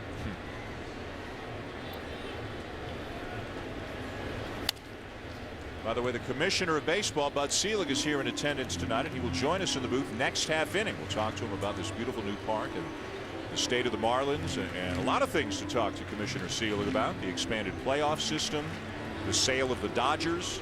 Let's talk to him about why he didn't expand last year.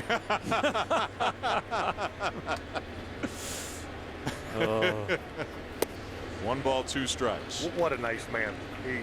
He loves the game. Sure does. He's so proud when the game is good. Yep.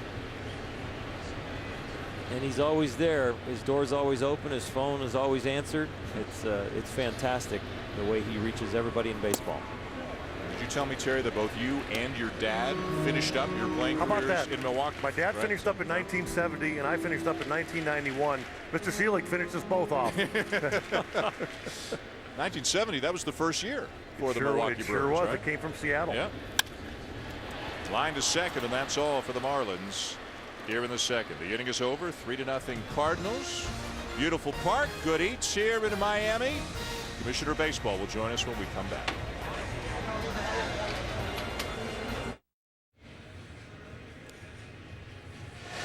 Opening night baseball on ESPN is brought to you by MLB 12, The Show. So real, it's unreal. And by the 2012 Ford F-150. Built Ford tough. Back here in Miami at brand new Marlins Park. It's the Cardinals 3 and the Marlins nothing as we go to the top of the third inning here on opening night. Aerial coverage of tonight's game is provided by Goodyear. Everything Goodyear has learned making tires that go the distance inspires what they roll into yours. Goodyear, more driven.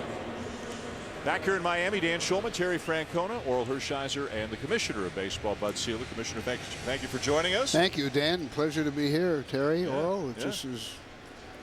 I've looked forward to this, frankly, for the last 5 or 6 months. So this is a great night. Kind of old home week. Yeah, really is. Talking to a lot of the people in the Marlins organization, Commissioner, they all said as much as they hoped for in this ballpark, it has exceeded their expectations. As Absolutely. Berkman begins the inning with a ground ball, one down. What was your first impression when you walked in here? Well, you know, I saw it a year ago, Dan, almost a year ago to the day. Jeff Lurie had took me around, and it looked, this is spectacular. I mean, this really, the more I've walked around today and looked at everything, it's a long way from Joe Robbie Stadium. Just like old Milwaukee County Stadium. Well, now you're getting close. You bet. You bet. Yeah. Milwaukee County Stadium and Joe Robbie were in the same class. David Freese is the batter. He's already got a 2-run single here tonight. He picked up where he left off last year. Exactly right. What a surprising and great year we had last year with all of baseball. Yeah, well, it was really spectacular. The last playoffs, World Series. I was going to say the last month of the season. You know, Mr. Seelig, you know, I hesitated because Terry and I have been friends for a long time. It really wasn't that spectacular. In fact, we were talking before you came up here. Did you ever think about doing it last year? Well, You're talking about the one-game expanded playoff system. Yeah. Incidentally, I have to say a little. There's Freese sending one into center that drops in for a base hit. He's really picked up where I want to say, as a note of great history here, that my first year owning the Brewers, I had Terry's dad played for me, and then Terry played for me 19 years later. So that was just a little note of. You finished us both off. We both ended our career there. I'm not going to talk about your dad, but you finished yourself off. Is what happened. You're a better baseball man than I thought. Oh boy! Runner at first, one out for Yadier Molina. 3-0 Cardinals at the top of the third. The Commissioner of Baseball, Bud Selig, joining us. Well, we alluded to the expanded playoff format. I think it's something that, at least from the people I talk to, the vast majority of baseball fans seem in favor of. How important was it to you to put in that extra? Very, very important. You know, just go back. You remember 1993 when we went to the wild card. I took a lot of pounding in those days. For a lot of people said we were ruining baseball. Now, of course, everybody loves it. We debated this the last 3 or 4 years in really great detail. And the more we debated it, the more I realized, look, 30 teams to have 10 in the playoff is not an unreasonable number. It's a fair number. And the one criticism of the old system that I always took to heart was that you didn't get enough credit for winning your division. The wild card team really had more of a chance. So now you would agree, you win your division, you have a tremendous advantage. So this is important, and I told our guys we got to get it in this year. We did, and I'm looking forward. And it'll be a one-game playoff between the two wild card teams. Is that the way it'll stay in the foreseeable future? Yes, it will. You know, Dan, it's interesting because I really wanted 2 out of 3. I kept thinking to myself, having run a team, Terry, remember how I lived and died every game, but it didn't strike me as fair. But I have the 14-man committee, which we had the 4 managers, and much to my surprise, the four managers, Joe Torre, Sosa, Jimmy Leland, and Tony La Russa, yeah. All wanted a one game, and so did the general managers and the owners and everybody else. And the more I talked to everybody else in baseball, they were content with the one game. So it's 1 and out. How exciting to start the playoffs off with a Game 7 right away. You bet. It's going to be amazing. You bet. And I think that really will set up the whole playoff system. Yeah. You bet. It really sets it up. You're pretty much guaranteeing starting the playoffs how we ended last year. Yeah. True. Absolutely. It'll be exciting. Commissioner Bud Selig joining us here. The big news in the last few days, I guess, around baseball is the sale of the Los Angeles Dodgers. I know you've got to be thrilled just to tie a bow on that and move forward. That's true. Yeah. And what are your thoughts on the Dodgers moving forward and how they regain their place that they've always held in? Well, that's right. The Dodgers, all will know, well, having played there all these years, but double play. Can you stick with us another half inning? Commissioner Selig will stay for another half inning. 3-0 Cardinals going to the bottom of the third.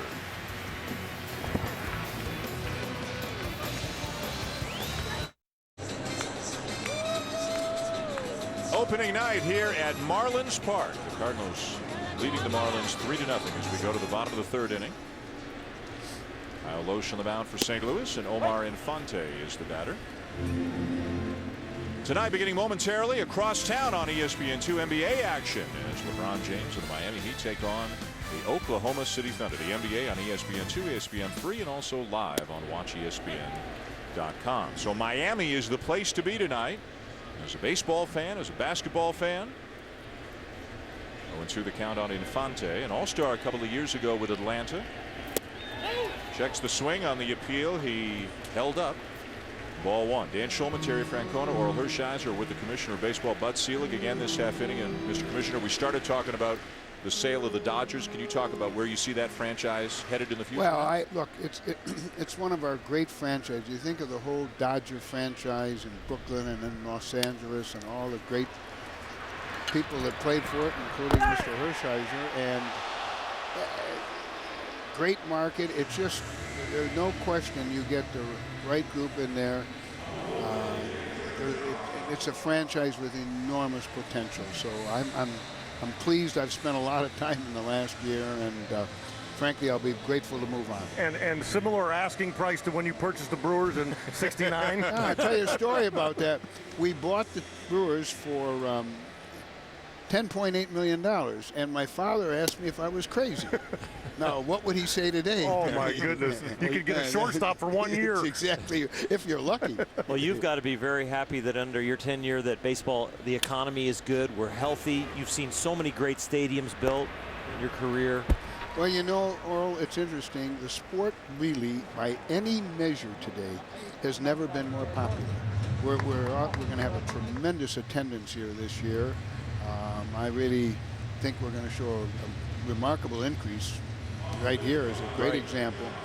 And by any criteria that you want to use, it's more popular than it's ever been. And I'm proud of where the game is. Labor peace now for 21 years is really going to help us, given all the heartache that we all had for many, many years. And everything is just really remarkably good. I think we ought to have great races. I spent a lot of time on airplanes, and I keep going over it. And really, I don't think I'm being overly optimistic. I think we got a chance to have a great race in almost every division. So, yeah, I'm proud of where the game is right now. We have peace, and I always tell the owners, when you focus on the game on the field, you're doing great. It's when you get off of that, that's when trouble rears its head. We don't have that now, so I'm proud of where we are.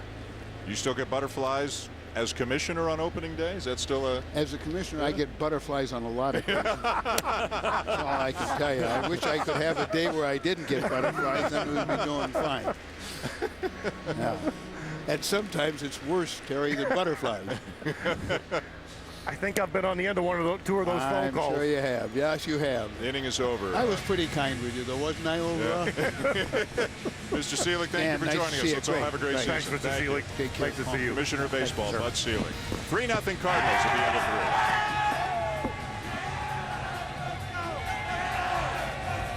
3. Welcome back to opening night baseball on ESPN, presented by Burger King.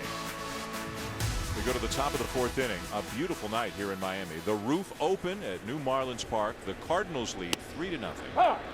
As John Jay looks at a called strike from Josh Johnson to get the inning going. Bottom third of the lineup for the Cardinals: Jay, Daniel Descalso, and then Kyle Loesch. Tomorrow, more baseball coming your way. ESPN2 has an opening day doubleheader. Floral and Terry and Buster and I will be at Comerica, Detroit. The Red Sox taking on the Tigers. You'll also see the Marlins and Reds at 4 Eastern time as Jay flares one into left field for a base hit. Big turn, but he'll stop with a bloop single. Then Friday, also a doubleheader coming your way on ESPN2 at 7 Eastern. 2 teams that figure to battle all season long in the National League West, the Giants and the Diamondbacks. And then at 10 Eastern, it'll be the Royals and the Angels, the home opener for Albert Pujols as an Angel. And again, Orel and Terry and Buster and I will be at that game. So we are getting to see America and seeing ballparks and seeing opening days all over the place over the next few days. I've ordered my eyelid toothpicks to keep my eyes open. See, and Terry, you thought you signed up for Sunday night baseball. You didn't realize you signed up for Wednesday, Thursday, Friday, and Sunday night baseball. You know, they said take a year and be an analyst and relax a little bit. My goodness. Runner at first, nobody out. Descalso the batter. And we have no DL. You know, there's no DL here. There's no coming up, somebody taping your ankles or taking care of you. I know as a player, I never could play a day game after night game. We'll see about talking into a microphone. You could play it. They just didn't write your name in the lineup. Let me play it. We'll find out bright and early tomorrow. Going to be Justin Verlander and John Lester in the game between the Tigers and Red Sox in Detroit's home opener 1 Eastern tomorrow on ESPN2. And Johnny Cueto for Cincinnati, Mark Burley for Miami. I almost did it. I almost did. You sure felt did. it. You felt it too. Sure did. We got a little wager going here on who says Florida for who says the Florida Marlins first, and I just about did it right there. So that doesn't count. What that you just did? Count. No. That doesn't count. A strike, 2-1. And that matchup you're talking about tomorrow, Verlander and Lester. Wow. You know what? That's worth being a little bit tired. Yeah. That'll be a fun game to watch. We should be on about 3.5 hours sleep if we can sleep. That's a normal for a major league manager. Yep. Once the season starts. After a loss, you don't sleep much. Oh yeah. Great story Mike Matheny told us before the game. He said he slept great last night, but the night before his first spring training game, he woke up at about 3 in the morning, couldn't go back to sleep, so he went to the ballpark. He was at the ballpark by 4 in the morning. So many things, and Mike was so open to talking to us about, you know, when to pick to go argue with the umpire, things like the things he's never done, and he's going to learn on the run. But he's so open about it, he's so honest, and he has such a good presence. Yes, a natural leader, always had that reputation as a player, and a guy who's been in and around the Cardinals ever since he retired. A roving minor league instructor here, go to spring training there, spend some time with the GM John Mozeliak, learn that end of the business too. He and Robin Ventura, 2 major league managers this year with no prior managerial experience at any level. Full count on Descalso. And again, I think it speaks volumes as to the kind of people they are.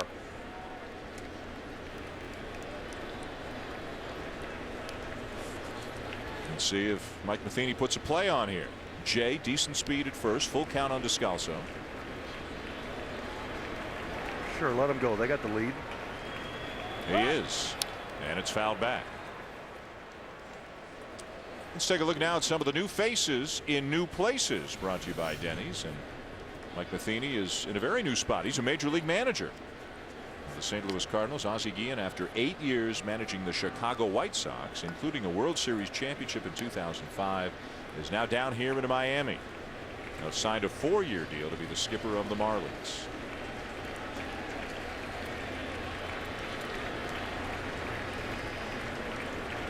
Runner goes again, and it is strike 3. Throw down, double play.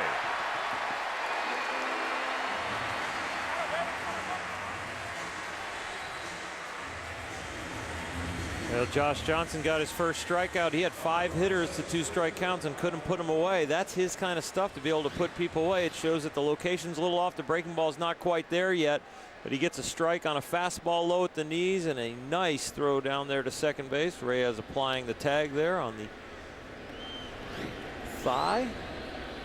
Boy, does that change the momentum of an inning in a hurry. Yep. You got 3-2 count, runner moving, a good, good hitters count. All of a sudden you got bases empty and 2 outs and the pitcher hitting. And a ball and a strike on Loesch, who had to sacrifice his first time up and has set down all 9 hitters he has faced so far.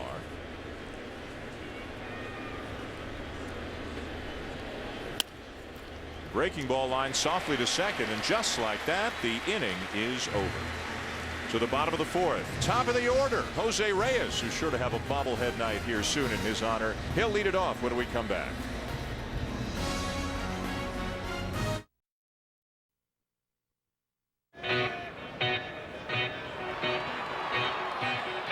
It's April, and there's hope, 'cause there's baseball. Thank God.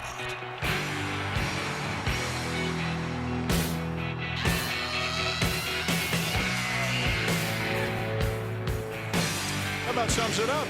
Everybody, you said everybody puts their name in the hat early. Everybody's optimistic. Terry, everybody thinks they've got a chance. And that's the way it's supposed to be. The Mariners and A's are 1-1. If people don't know, they played 2 games in Japan last week, regular season games, and they came back, and they'll get their seasons started shortly. But this is the opening game, the first game here in North America, as we open it up in Miami, with the Cardinals leading the Marlins 3-0. And as the commissioner said when he was here, he thinks there has a chance to be a great race in almost every division. I think people look at the American League Central and say, boy, the Tigers look tough, and are any of the other teams ready to contend this year? But you look at the American League West, what a battle it could be between the Rangers and the Angels. Reyes lifts a fly ball to center. 1 down. The American League East looks like it may have as many as 4 teams who might have very good seasons this year. The National League East, we've talked about a little bit, the improvement of the Marlins and the Nationals. NL Central, who knows? I mean, the Cardinals lost Pujols, the Brewers lost Fielder, the Reds signed Votto. Yeah, the Reds did they ever? Did they ever? But they just lost their closer, Ryan Madsen, for the season. And then National League West, Arizona, the champs from last year, San Francisco with all the pitching, Colorado kind of a trendy pick in some corners this year. Looks like it's going to be a fun year. You think the Dodgers will probably get to retool mid-year if they're in it, with all the money that was spent and the goodwill. Bonifacio squares to bunt, and the pitch hit him. And Molina, I think, is asking, did he get the bat out of the way in time? And the ruling on the appeal down to third, Ed Hickox is saying he did, because a swing will overrule being hit by a pitch. Of greater concern right now is that Bonifacio is shaken up.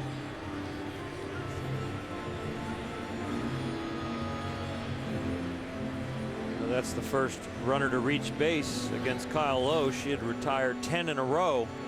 Right here, squaring around the bunt and see if there's a motion. Yep, he pulls it back towards his shoulder, and as he's doing that, doesn't have time to get his back left leg out of the way. How's that feel, Terry? You know, they need base runners, but boy, that's a heck of a way to get on there. That'll leave a mark. Hey, you hope he's okay, but if it slows him down a little, he's just down to big league fast instead of lightning.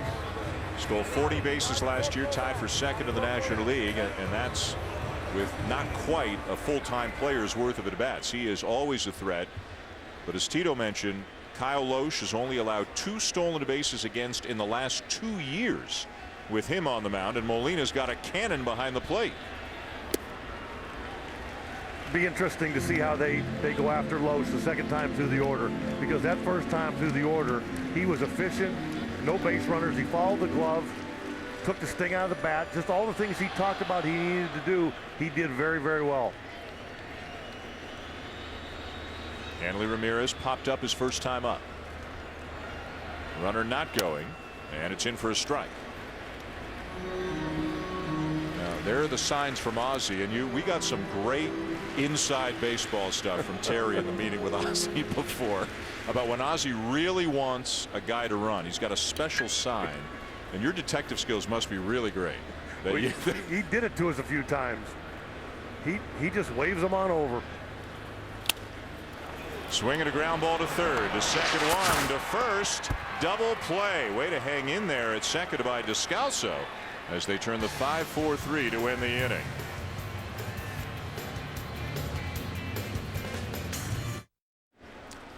A look through one of the aquariums that they have here at Marlins Park, just behind home plate. As Furcal slaps a bunt toward third, testing Ramirez, and safe at first for Call.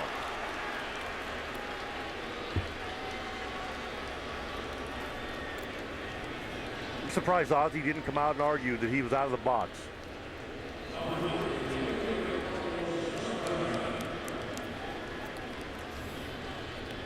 Rafael Furcal showing that the legs aren't that old, and he's been doing that play for a while, and sometimes he even cheats on it, gets outside the box as he comes. Second hit of the game for Furcal. Leadoff man aboard for the Cardinals here in the fifth. The batter is Beltran, who's 2 for 2.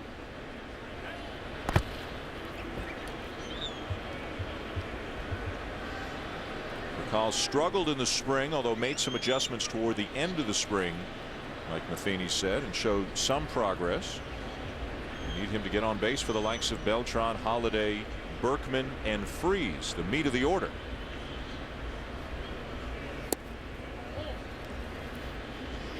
I mean, this is the way they drew it up. They got an early lead. They got their leadoff hitter on that can run. You got a left-hand hitter that can use the hole. He can also run, and you got your big boys coming up next. I think a lot of people are assuming the Cardinals take a big step backwards offensively without Albert Pujols. And obviously there's something to be said for that, but Furcal could be better. Freese could play 150 games instead of 97. They've got some hitters. Do you get the feeling, just a little feeling, that they're kind of having a good time with this? Like, we're going to show people that we can do this? Sure.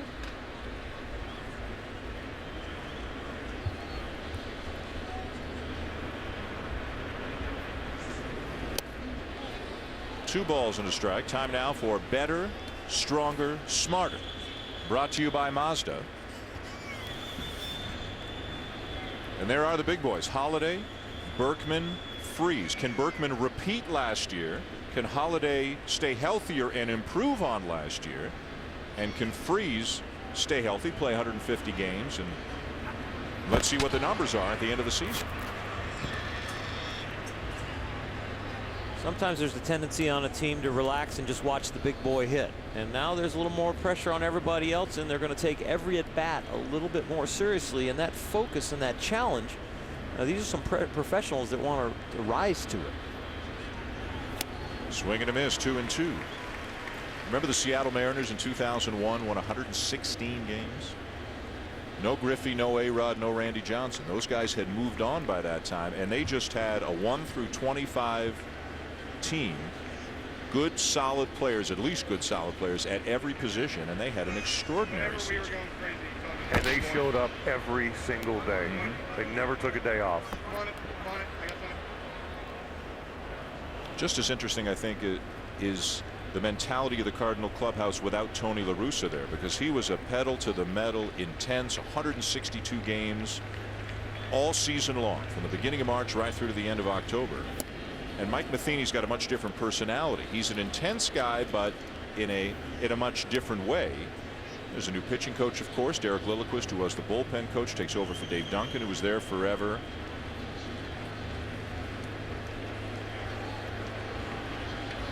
So a lot of stories. Running count here. There he goes. Swing and a miss. Throw down, and safe at second is Furcal. Beltran strikes out. Let's go down to Buster Olney.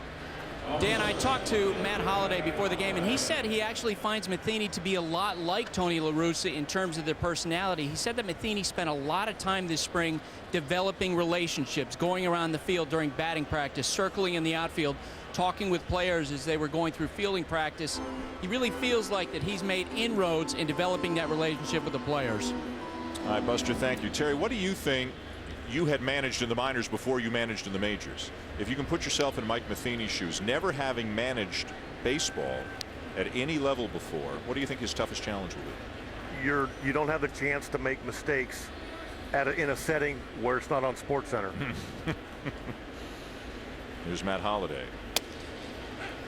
Is it the in-game stuff, or is out what we don't see? Is it that just as hard? And it's how you handle situations, yeah. How you handle major league players, and the only way you get more comfortable is by doing it. Now, again, from every single report we've ever heard, this guy's special. There's a reason they wanted him to be their manager.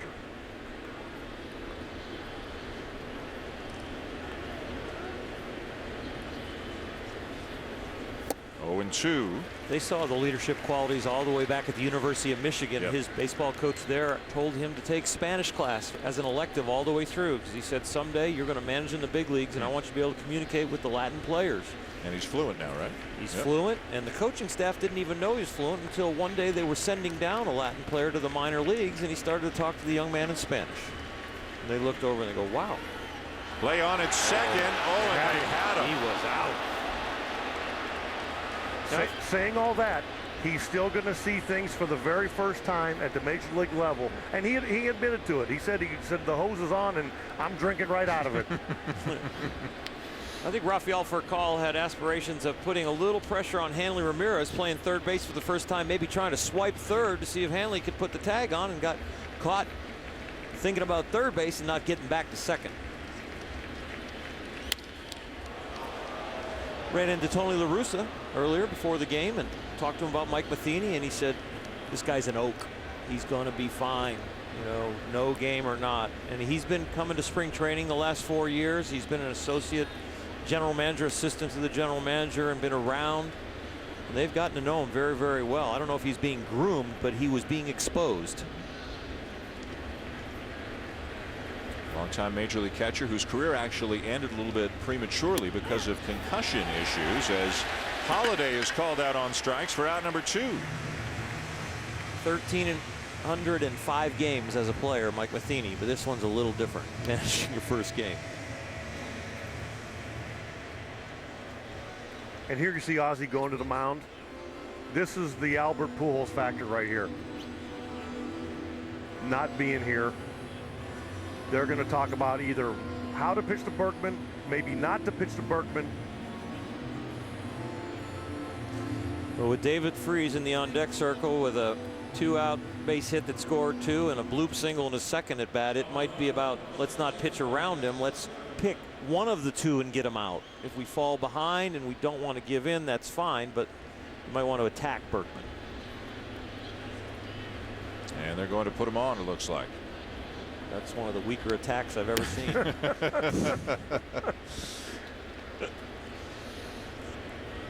Berkman still commanding a lot of respect. So Freese will get an opportunity. He's already 2 for 2 tonight with a couple of RBIs. I mean, this is Lance's side of the plate where he has all his power. 27 of his 31 home runs came hitting left-handed. Ozzie's not going on those first 2 at-bats. He's going on last year and the career. Ball 4.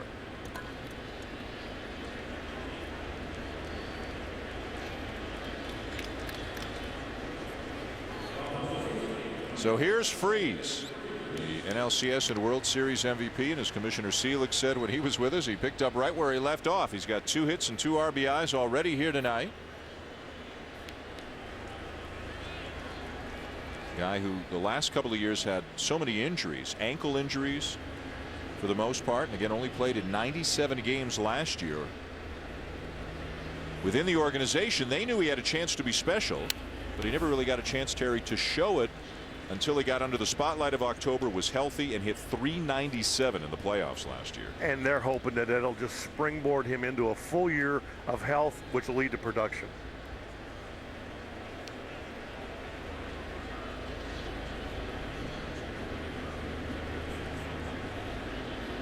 Furcal at second, Berkman at first, 2 down.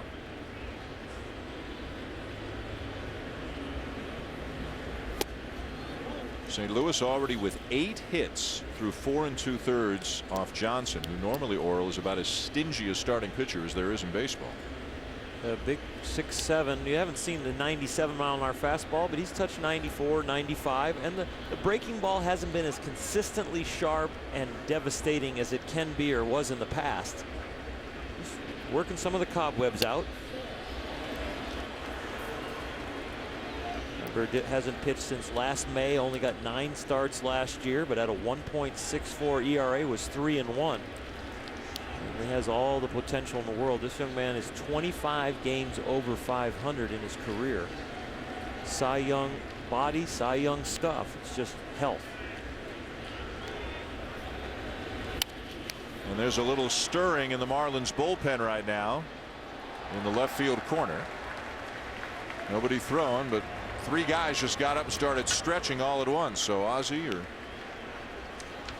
perhaps his pitching coach Randy St. Clair, somebody got on the phone and said, all right guys, at least getting ready mode down there. You know, he's up over 80 already. It's the first start of the year. Like Oral said, he hasn't started the game in almost a year. They're gonna keep an eye on him. Swing and a miss. He got him to end the inning. 2 men left on to the bottom of the 5th. 3-0 Cardinals.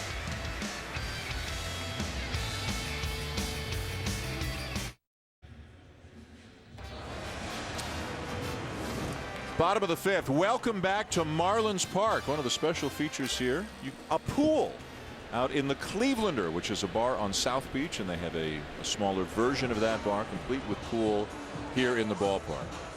As the commissioner said, this ain't County Stadium. Bottom of the 5th. 3-0 Cardinals with Oral Hershiser, Terry Francona, the newest member of our family here at ESPN, Buster Olney. I'm Dan Shulman. Opening night. And Giancarlo Stanton skies one. Into shallow center for out number 1 as we send it back to Steve Berthiaume. Well, Dan, it's a Gloria Estefan kind of a deal here. On ESPN2 right now, LeBron James and the Heat are hosting Kevin Durant and the Thunder. You can see a couple of NBA MVP candidates match up. Well, of course, you've got the official opening of Marlins Ballpark on ESPN, the Cardinals and the Marlins. So it's Heat and Thunder on ESPN2, Cardinals, Marlins on ESPN. All right, Bert, thank you. Big night here into Miami. 1 out in the bottom of the 5th. The Marlins, by the way, are still looking for their first base hit of the night. They've had 1 base runner. Emilio Bonifacio was hit by a pitch and then erased on a double play.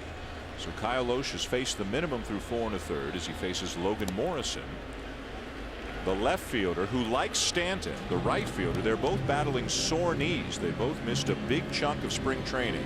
Both of them only came back about 5-6 days ago. Sounded like a weather report on the update.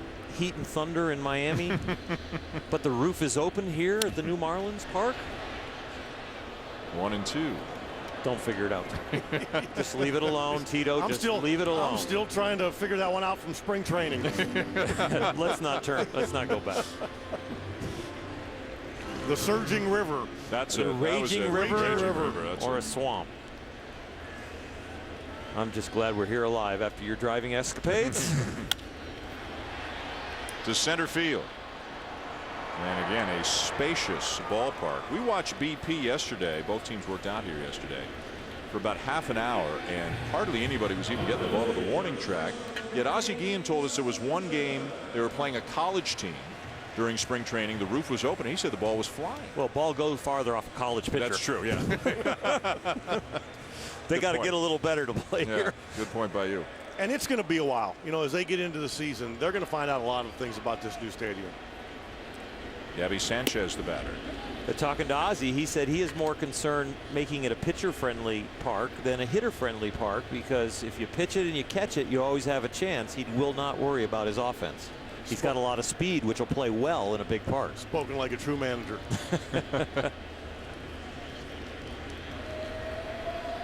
Maybe that's in the batter's eye a little bit. Can you imagine if that was in the batter's eye? That's in my eye. They did a lot of work to make sure it wasn't. I heard a little siren there. It sounded like an alarm just went off, and we can see some flashing lights in some of the walkways. Whatever it was, they stopped it, and nobody seems too concerned about it because we're playing on here. We showed that picture of that swimming pool out there by the Clevelander, and it set off all the lights. I think there is the maybe the source of the siren that we heard as an ambulance is backed up. It's above the concourse down in the left field corner. Breaking ball down and away. Marlin fans would love to see somebody hit a home run and get that Marlin flamingo palm tree structure going out there, but right now they'd probably just settle for a base hit. Their team doesn't even have a hit so far here on opening night. And only 55 pitches, so being very efficient, very fortunate early on, but that's zero. That goose egg. There has been a base runner. Kyle Loesch hit Bonifacio. A little breaking ball off the back left knee when he's batting left-handed. That's been the only base runner to reach. Again, nibbling for that outside corner with the off-speed stuff. It's a full count. And I think everybody's waiting to see what kind of fans these people will be. You know, back at the old stadium, there really weren't that many there. It was quiet. Now this place is full. Is it going to be loud, or are they going to be, you know, kind of laid back? Strike three called. Sanchez knew it. And the inning is over as Loesch continues to mow him down here in Miami.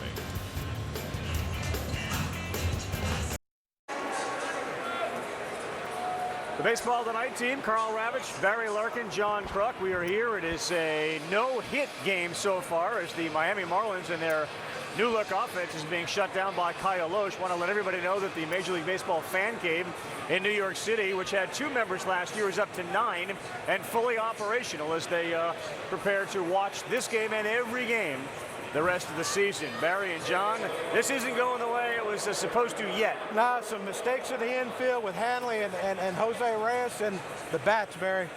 Well, the bats are silent, but Kyle Loesch is pitching really well. He's hitting his spot. Josh Johnson on the other side, he's up and out over the plate. There's a reason why they're down in this game. All right, we'll see if that changes and if the game continues to move at this pace. Baseball Tonight, Dan, will be on right after until 10:30 when the NBA game comes on. Back to you guys. All right, fellas, thank you. We go to the top of the 6th inning. Joined by Carl, Crucky, and Hall of Famer Barry Larkin here in Miami. The Cardinals leading the Marlins 3-0. Yadier Molina is the batter.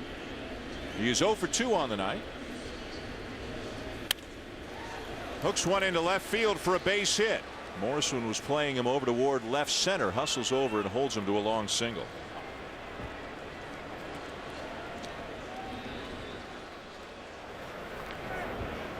MLB.TV, baseball everywhere. Watch almost 100 live out-of-market games each week on your favorite devices. Visit MLB.TV for details. Leadoff man is aboard. Here's John Jay, 1 for 2. Lined out back to the mound, then had a base hit into left field. Jay is the incumbent as we head into the season out in center field. Remember, the Cardinals made the Colby Rasmus deal during the middle of last season, picked up 4 players. Really got a lot of help in that trade down the stretch and into the postseason. Only 1 player remains with the Cardinals from the Rasmus deal, and that's Mark Zepchinski, the left-handed reliever. But Jay's going to get a lot of time out in center field. And the people in the Cardinal organization, they're raving about this kid. They think he's going to grow into being a good, solid, everyday center fielder.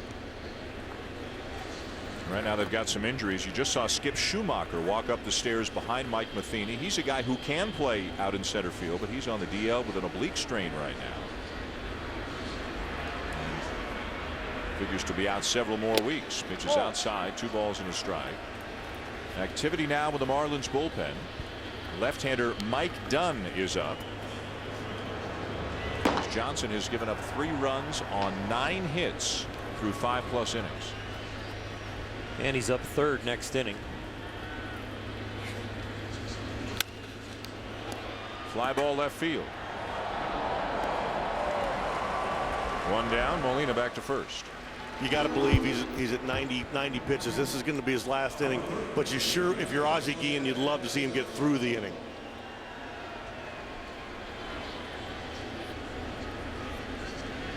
Ozzie checking out the possibilities who the Cardinals have on the bench, who he's got in the pen. It's a little different for him managing in the National League compared to the American League.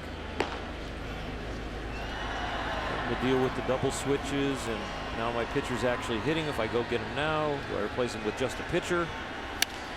Descalso pulls a base hit through the right side. The 10th hit of the game for the Cardinals. Molina up to second.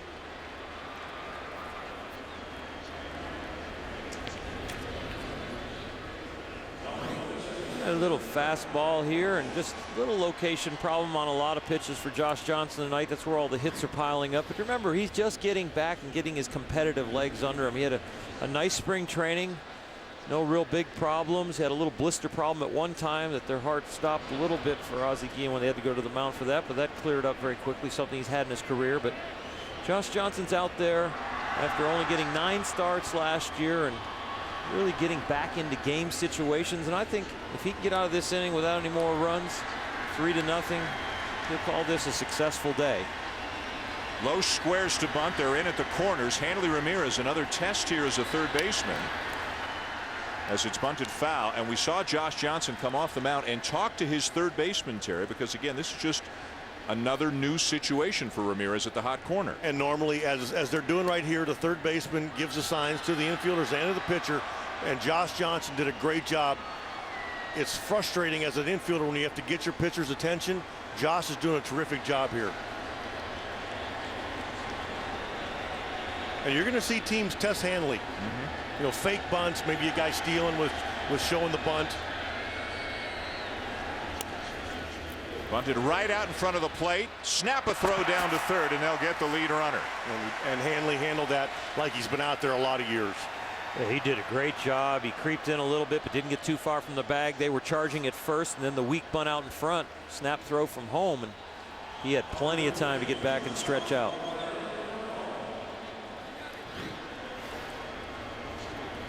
Can't see it here, but he had taken a step in like he has to, and then with his athleticism, he gets back very easily. There he is. Look at this. Jab step in. Now that's a kid that's got spring training and 6 major league innings under his belt, and he handled that like a veteran. And the Marlins take care of the lead runner as a result. So now first and second, 2 down, and back to the top of the order for Call. Call with a couple of hits in this game. One of them a bunt single toward third base. This is a really big at bat in this game. Josh Johnson get off feeling pretty good about himself. 3-0 going into his next start. But the Cardinals can start to spread this apart.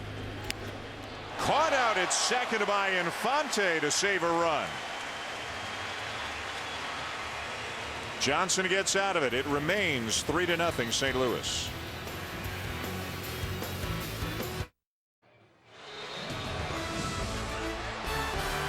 Opening night baseball on ESPN is presented by Burger King. Try the new line of real fruit smoothies and fraps at Burger King.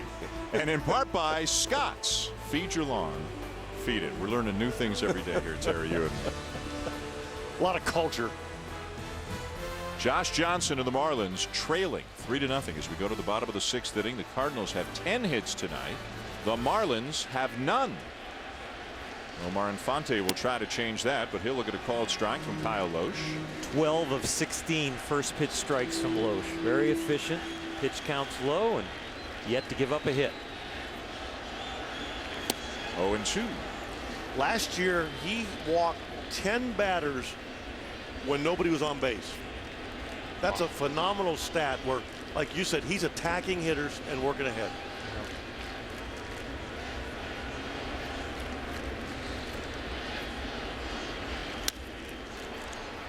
Golfs one to center field. Jay right there, 1 down.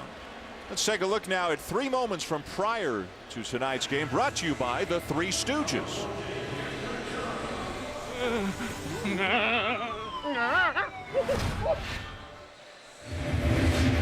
The home run sculpture in action before the game.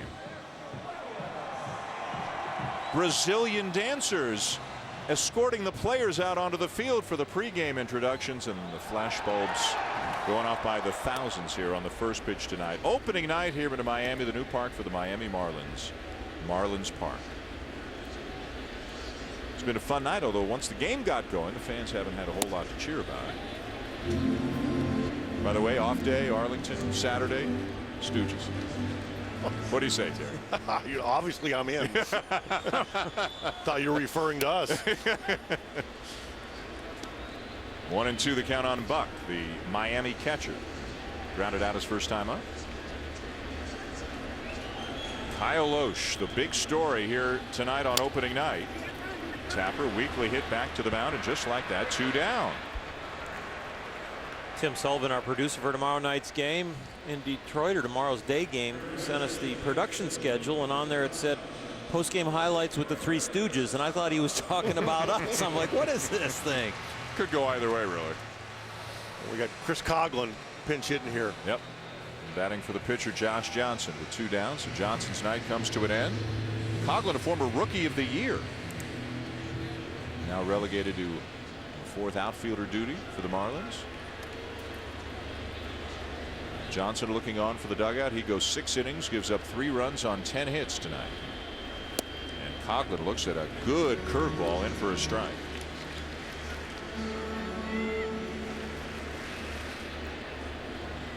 Ozzie embracing Johnson in the dugout after his opening night performance as Coughlin waves at another off-speed pitch, 0-2. Without the 2-out, 2-strike base hit in the first inning, they gave up 2. It's been a pretty clean outing for him. I think after not pitching since in a big league game with 37,000 opening the ballpark, he did a fine job. And there's a lot of nights when you go 6, give up 3, they're shaking your hand and you're sitting on a win. Oh yeah. The difference between a good year and a great year for an outstanding pitcher like that is when the offense picks you up on these kind of nights. Hugging the line, foul ball, says home plate umpire Ed Rapuano.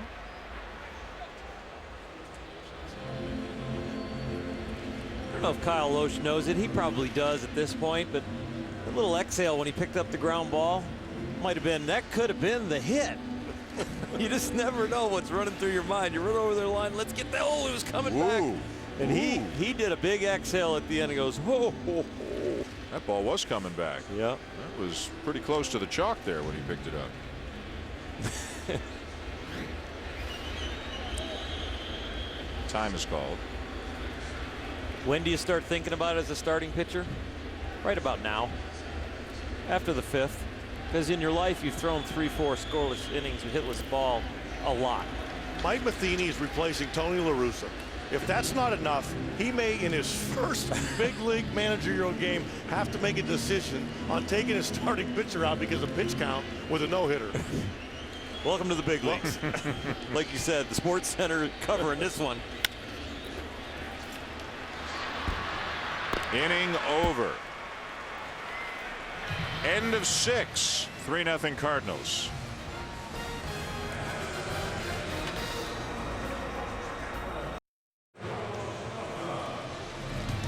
Seventh inning, and welcome back to opening night baseball on ESPN, presented by Burger King. 3-0, the Cardinals lead the Marlins as we go to the top of the 7th inning here on opening night at Marlins Park in Miami. Dan Schulman, Terry Francona, Oral Hershiser, Buster Olney, and left-hander Mike Dunn coming into the game for Josh Johnson. Dunn's a left-hander, went 5-6 with a 3.43 ERA in 72 appearances for the Marlins last year. Struck out better than a batter per inning. It'll turn Beltran around to the right side. And first pitch swinging, he pops one up right near the plate. Buck, good play, 1 down. The phrase in the dugout is a home run in a test tube when you hit it like that. Could have struck the blimp on that one that's given us the beautiful shots tonight.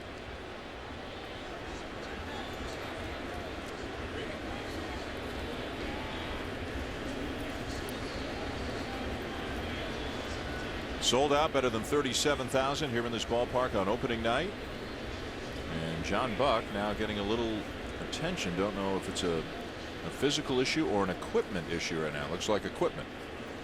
When he tossed the mask off to catch the pop-up, strap came loose.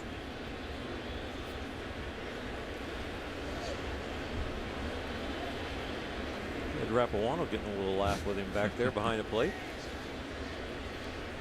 Here's Matt Holliday 0 for 3.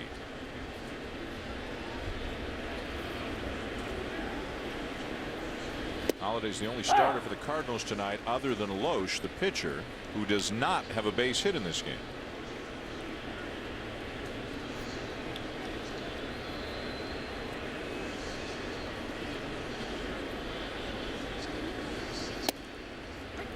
On the corner, 0-2. Walking through the clubhouse before the game, we were talking to him, and he was so happy that he was healthy. I think last year was such a struggle at times for him, and he wants to play so bad, but it was just a struggle to perform. Well, it counts he's taken on more of a leadership role as well. Invited some of the young prospects from the organization to come work out with him during the winter. Taking some of the younger guys under his wing. David Freese talks about how Matt Holliday's almost like a big brother to him.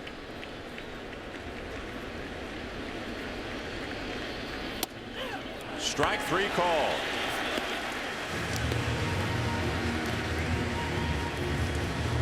He's always had that reputation as being kind of a gym rat. And he wants to be at the ballpark all day, and he just wants to play baseball, and he's never lost sight of that.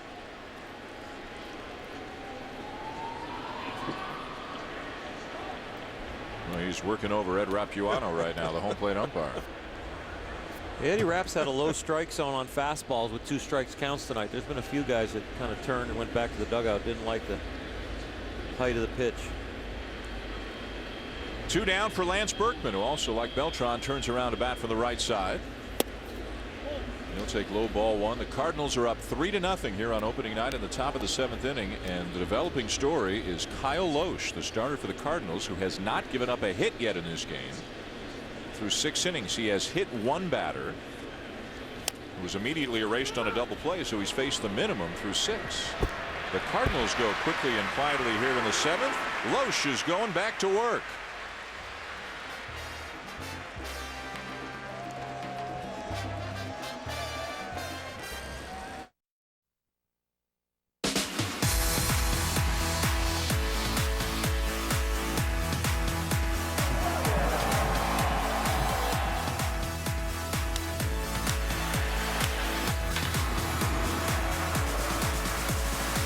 Opening night stateside here at Marlins Park. The Cardinals lead the Marlins 3-0 as we go to the bottom of the 7th, and the story is the man on the mound right now. Right-hander Kyle Loesch, who has not given up a hit through 6 innings tonight. 3 runs on 10 hits for the Cardinals. Loesch has hit 1 batter who was immediately erased on a double play. He hasn't walked anybody. Bob Feller as the only opening day no-hitter in Major League history. Rapid Robert. That's a pretty young Bob Feller too. I think he broke in 36, I want to say, and he broke in as a 17-year-old. That's probably a 21-year-old Bob Feller right there. Let me read you a Kyle Loesch quote. I'm trying to keep guys off balance, keep the ball out of the middle plate, and get them to hit it to someplace, somebody weakly, and hopefully they will hit it at somebody. He's certainly done that. The key for him is to get the ball out of the middle of the plate, especially a guy with this kind of speed, and Jose Reyes, because he hits it weakly or sharply, he can find first base. And there it is. And finally, the fans here in Miami on their first night in their new ballpark finally get to cheer a base hit.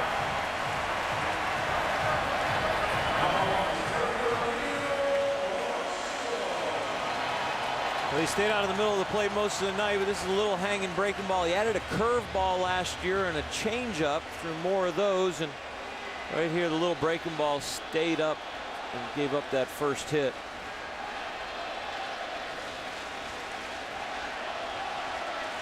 Let's go Marlins. The chant here into Miami. The speedster Reyes aboard. Bonifacio is the batter.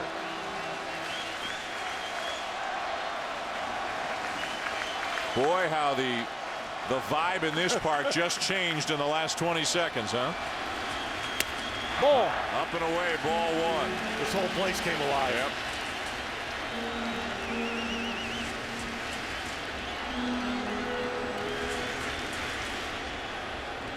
A step inside the bag at third is Freeze. Middle infielders a double play depth. Outfielders play Bonifacio a little bit to hit the ball the other way. A chopper Speared by Loesch to second for the lead runner. They get the force on Reyes.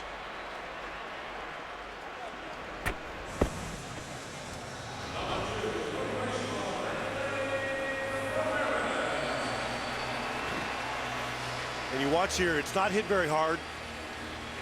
And watch for a call, take it almost like a first baseman. He understands the score of the game. He's not trying to turn to take something that's not there. And they just want to stay away from a big inning. So Reyes forced at second. Bonifacio takes his place at first. And now the batter is Hanley Ramirez. Tonight, by the way, was Loesch's longest bid for a no-hitter, longest start into a game before giving up a hit in his major league career. And he's only getting this start, it bears repeating, because Chris Carpenter is out with an injury. This was to have been Carpenter's start, but Carpenter's got a nerve problem affecting his shoulder. And Mike Matheny and company hoping they'll get him back at some point in May, but nobody really knows for sure right now. And by the time the Carpenter injury happened, they didn't want to mess with Adam Wainwright's schedule. Remember, Wainwright missed all of last season after Tommy John surgery, so they wanted to leave Wainwright where he was. Wainwright, the former 20-game winner. He'll get the home opener in his second start, but they didn't want to move him 2 or 3 days around to get him in here tonight. So the next option was Kyle Loesch, and he certainly made the most of it.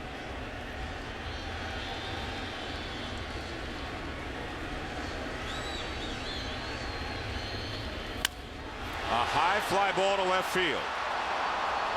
Holiday with lots of room. 2 down.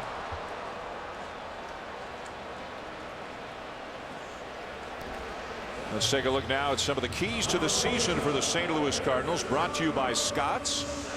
And for the Cardinals, you think about the starting pitchers. Can Wainwright bounce back and become the pitcher he was 2 and 3 years ago? And can Carpenter come back at some point and be what he's been over the years? And Chris Carpenter is a huge loss. Adam Wainwright they lost last year, and that was a blow, and everybody kind of crossed the Cardinals off. But with Chris Carpenter out, remember, he was 4-0 in the playoffs, 2-0 in elimination games. He's the heart and soul of that staff.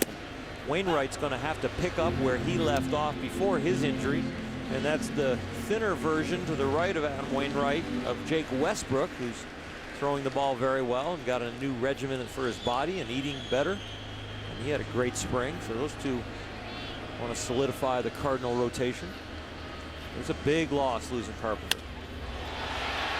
A drive to deep right center. Jay racing back, makes the catch. Stanton retired. The inning is over. End of 7, still 3-0.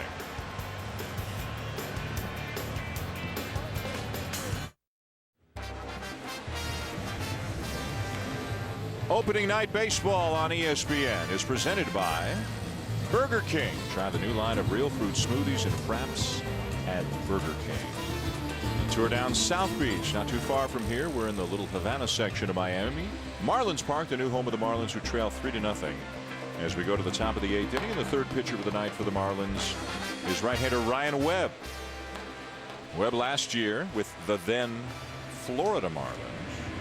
2-4 with a 3.20 ERA in 53 appearances. He was picked up in an offseason deal prior to last season from San Diego. Ozzie Guillen was very happy with how the Marlins pitched in spring training. Said he had to send guys down to the minors who hardly gave up a run through spring. And one young pitcher said to him, Ozzie, what do I have to do to make the team? David Freese with a chopper towards short. Going to be a tough play. Reyes won't get him.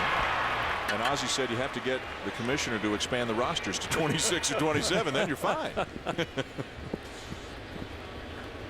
Freese aboard with his 3rd hit of the game. That's a nice play, though. I know that's a base hit, but that's still a nice play.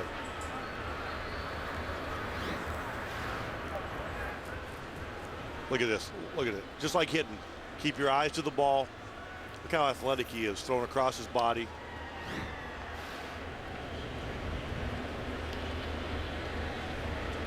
Freeze the lead, Molina the batter.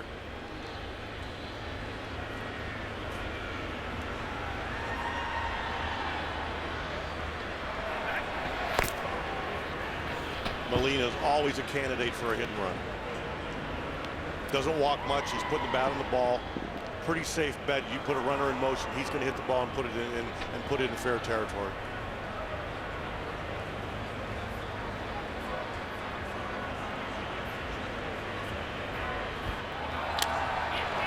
Into left field, a base hit. Freeze around second, heading for third. Molina on his way to second, beats the throw. A double for Molina, his second hit of the game, and 2 in scoring position with nobody out for the Cardinals. Tell you what, there's a lot of scouts writing down about the left field arm of Logan Morrison right now, because he's had a few throws out there, and that's not a real strong arm. There's going to be some people trying to take some extra bases on him. And there's some ground to cover out there. There sure is. We have a great view of this. He makes his turn, he rounds it off, and then as he comes in there, just his footwork was kind of screwed up, took the velocity off the ball. He threw it accurately, but he's battling that knee a little bit. Yep. And instead of being able to pivot and make the turn, he rounded it, and it cost him a couple steps. But again, he is battling that knee. Yep. And he's had to slow down before he goes in there to pick that up, take that pressure off that leg. And Ozzie Guillen had a left-hander up, and he's on his way out to the mound. So Webb's season debut doesn't last very long. Randy Choate will be coming in when we come back.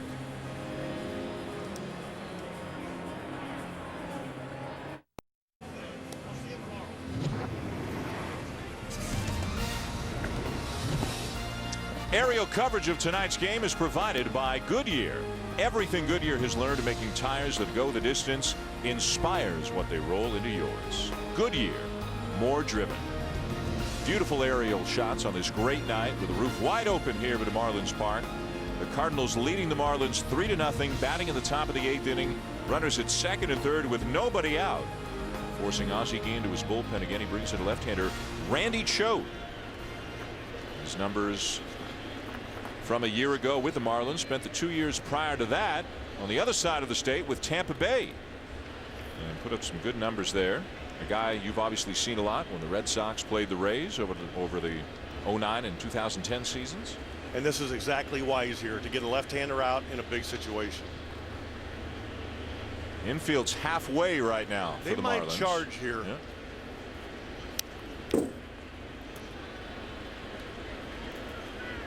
This is interesting. This is interesting where Reyes, the 2 middle infielders are playing. They might be about 2 steps too deep, where if St. Louis decides to go in contact, I don't think they can throw him out at the plate. Freeze is the runner at third. Molina is at second.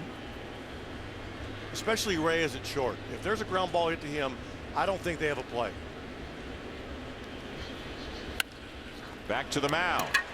The runners freeze. Ooh. And out at first. What a stretch there by Sanchez as Choate nearly threw it down the line.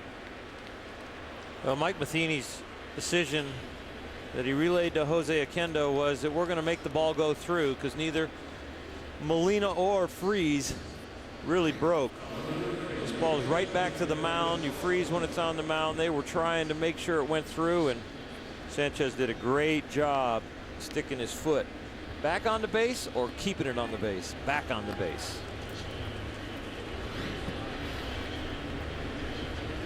And now Buck and Ramirez to the mound to talk with Choate.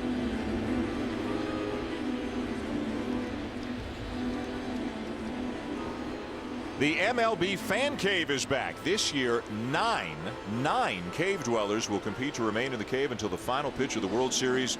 Some of baseball's biggest stars are scheduled to visit and appear in Fan Cave videos. Check out all the latest cave happenings at MLBFancave.com and follow at MLB Fan Cave on Twitter. You can also like the MLB Fan Cave on Facebook. The batter, Daniel Descalso.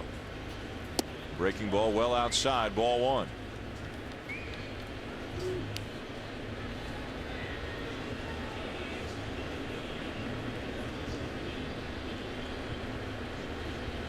Descalso can play third, short, and second. He's starting at second base tonight. Tyler Green is a right-handed bat who will get some time at second base this year, former first-round pick. not going to be a straight platoon. They're both going to get some time there. Descalso provides depth at a number of different positions. And if you're wondering why they're just not walking him intentionally, St. Louis has somebody up in the bullpen. If you walk him, you got bases loaded. It's not a lock that Loesch is going to hit. You saw Salas up in the pen for St. Louis. Loesch on deck.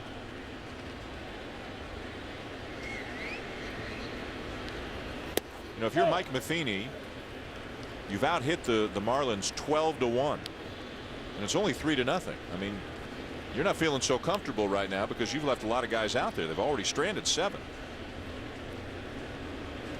But they're one hit away here from separating themselves in this ball game.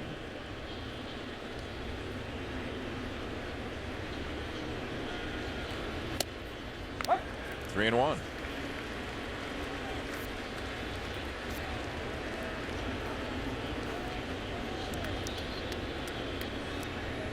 Freese led off the inning with an infield hit. Went to third on a double into left field by Yadier Molina. Jay grounded out. Now here's Descalso with a count in his favor.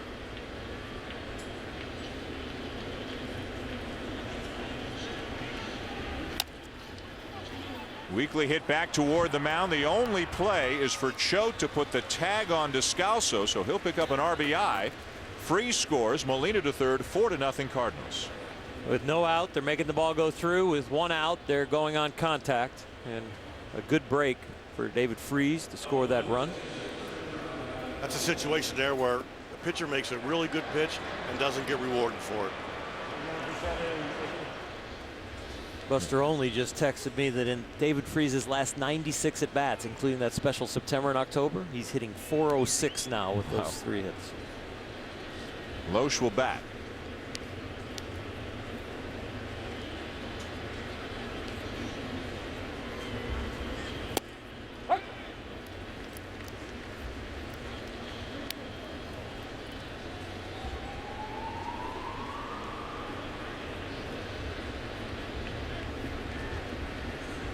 You know, I started tweeting a little more, Dan and Tito. I noticed. You guys, you know, and I'm getting hammered right now because I jinxed Kyle Loesch in the no-hitter. They're like, you should lose your pitcher's fraternity card.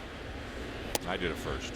No, we all did it, but you know what? We don't have a fraternity. It's kind of news. We don't talk about it in the dugout. That's just a no-no. Up of here course. You can. Oh, up here, yeah, but you know, I don't know how you scold the fellow tweeters. I'll show you. Okay. But you know what? That's a battle you can't win. I don't think you want to do that. You can't win that battle. Ground ball to second to end the inning. Another run, though, for the Cardinals. And we're going to the bottom of the 8th here in Miami. St. Louis leading 4-0.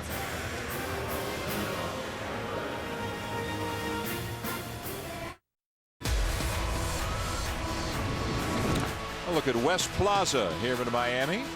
We're at Marlins Park, opening night. First regular season game for this nice new ballpark, the retractable roof, new home of the Marlins. Bad news for the Marlins, though, is between the white lines, it has not gone their way. They're losing 4-0, getting out hit 12-1. They only hit a leadoff single in the bottom of the 7th inning by Jose Reyes. Logan Morrison leads off the bottom of the 8th inning. He's 0 for 2 tonight. Actually, Orel, if you want somebody to help you with Twitter, this is your guy. Oh, really? I mean, this is your guy. This guy is he's a king on Twitter. And there was some discussion last year, actually. Remember they sent him down? They sent him down for a week. Really? During the season. And there was some discussion that they were unhappy with, not the baseball stuff, just was he behaving in the manner that a professional ball player should behave? You know, he's not shy to share his opinions on Twitter. I mean, he's going to give it to you. Ton of followers, doesn't pull any punches. Now, nobody ever said whether that's the reason or not. But Morrison sends one to deep right over the head of Beltran off the base of the fence. Long single for Logan Morrison. Good throw by Beltran. Morrison had already turned back to first.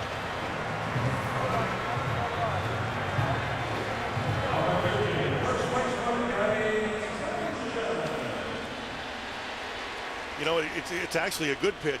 Watch Morrison bring his hands in just enough to get the barrel of the bat to the ball. And he's a big, strong kid, and the bat takes the rest.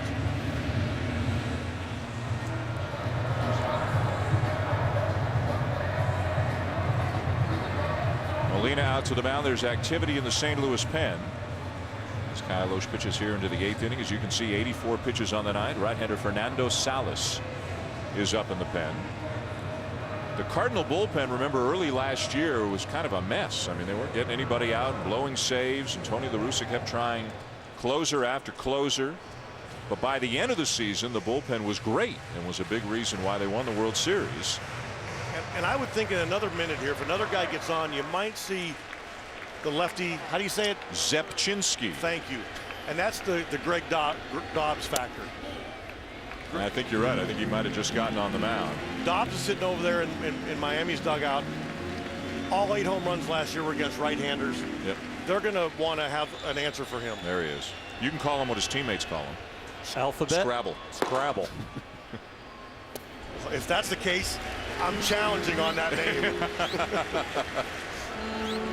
Mark Zepchinski.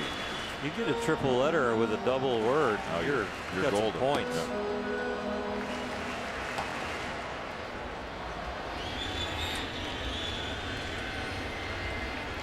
Two 2-0 the count. Gabby Sanchez the batter. Ball 3. Something brewing here for the Marlins.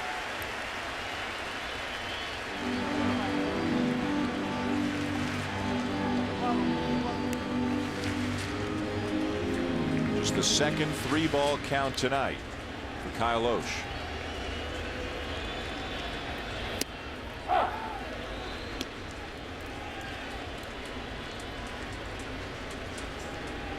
Earl, do you see any loss of stuff or anything at this point for Lohse?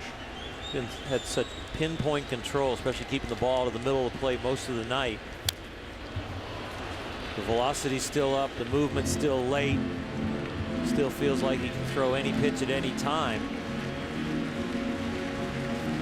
He's had an outstanding game. This is not a fill-in for Chris Carpenter. This is an integral part of their rotation. Just got an opening day start because of an injury. 14 wins, 3.39 last year, healthy. Finally had a spring where he could feel like he wanted to improve, not just get his health back. He hits the corner right there. Sanchez thought he had drawn the walk, but gets punched out.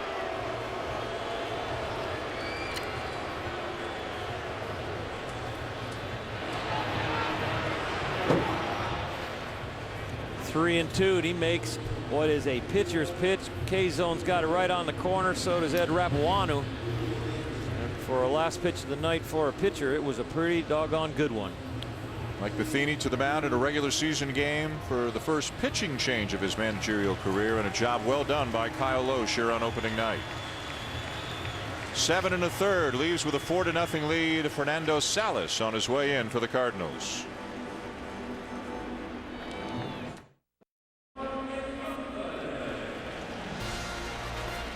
Tomorrow, ESPN2 has an opening day doubleheader, including the Red Sox in Detroit, the first game of the regular season for Prince Fielder with the Tigers. The Marlins will go up to Cincinnati and take on the Reds at 4 Eastern. Friday, another doubleheader, the Giants and Diamondbacks at 7 Eastern. And then the Royals will take on Albert Pujols and the Los Angeles Angels at 10 Eastern time. Great baseball coming your way over the next couple of days on ESPN2, and it's presented by Burger King. First pitch swinging, Infante, ground ball to second. Scoop at first and safe. Safe. And Berkman doesn't believe is Infante, and Berkman was 8 steps to the dugout. Have to get another look because Berkman seems certain that the out had been recorded, and now Mike Matheny just made his first pitching change, and now he comes out for his first regular season discussion with an umpire. With Mike Matheny's pitching change right there, he now has 12,235 more to catch Tony La Russa. Who's #1 all time? Tony La Russa. Bobby Cox is second, and he's about 2,000 behind. How about that? Oh, he's out. Oh, no wonder he's coming off the field. Unless his foot came off the bag, and from that angle we couldn't see it. There's Tony La Russa, longtime manager of the Cardinals, now a special assistant to the commissioner.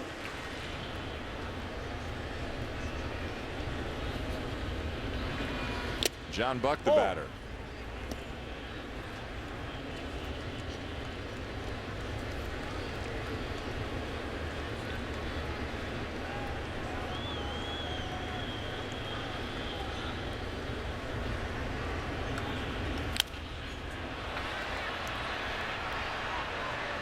Pop up, or this ball will get out of play.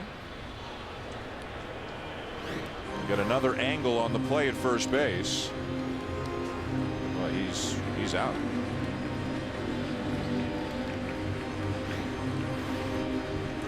The call does not go Berkman's way, the Cardinals' way. So the Marlins still alive here in the bottom of the 8th. 2 outs and a man at first, down 4-0.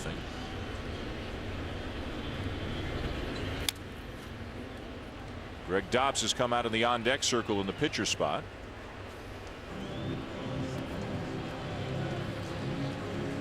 What a nice weapon for a National League team to have a guy like Greg Dobbs sitting over there as a left-hand pinch hitter.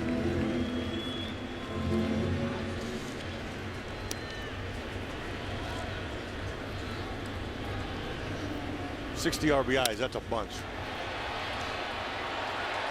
Jay giving chase, won't get this one.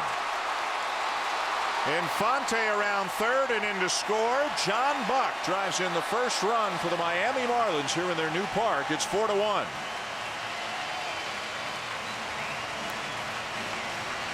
Well, the out safe call at first base cost the Cardinals a run right here. Mike Matheny might argue a little harder next time when he knows that this could happen after it. And now they are back in this ball game.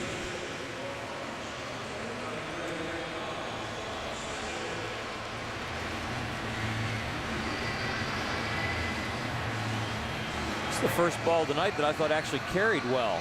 Might have been a little shift in the wind. Nice piece of hitting. That ball was down. John Buck went down and got that ball well. Salazar, the left-hander Zepchinski on his way in with Greg Dobbs having been announced. Miami's on the board here in the bottom of the 8th. John Buck drives in the first run of the season for the Miami Marlins. They're down 4-1 here in the bottom of the 8th inning. He's at second, 2 down. New pitcher, left-hander Mark Zepchinski, split last season between the Blue Jays and Cardinals. Not just your prototypical lefty specialist, can go longer, face righties as well. Ozzie Guillen brings up a pinch hitter for the pinch hitter as Austin Kearns will bat against Zepchinski. Dobbs was announced as the pinch hitter, then Mike Matheny got his lefty, so Ozzie Guillen brings up the right-hand hitting Kearns, a guy who had his best years with Cincinnati back at the beginning of his career. Has also played for Washington, Cleveland, and the Yankees.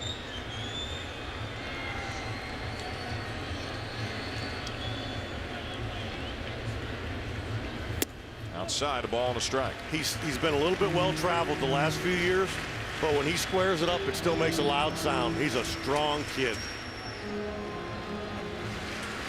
He's always been able to hit the fastball, that's for sure, and a little cripple breaking ball inside from a lefty he feasts on too, dropping the head of the bat on it. Zepchinski took just enough off on that. The count's 1-2. Little change up, a little fade and sink on it. Got him out front. Zepchinski, expert at getting lefties out. Last year they hit only 163, so Ozzie Guillen flip-flop pinch hitting for the pinch hitter to Austin Kearns, where you go up to about 275 that righties hit off of Zepchinski. So he gained 112 some points. Got him. Kearns strikes out, but the Marlins do get a run here in the bottom of the 8th. The first run for the home team in this brand new ballpark is John Buck goes down and gets it. Doubles to right center field, scoring Omar Infante with the first run for Miami, but they're still down 4-1 at the end of 8.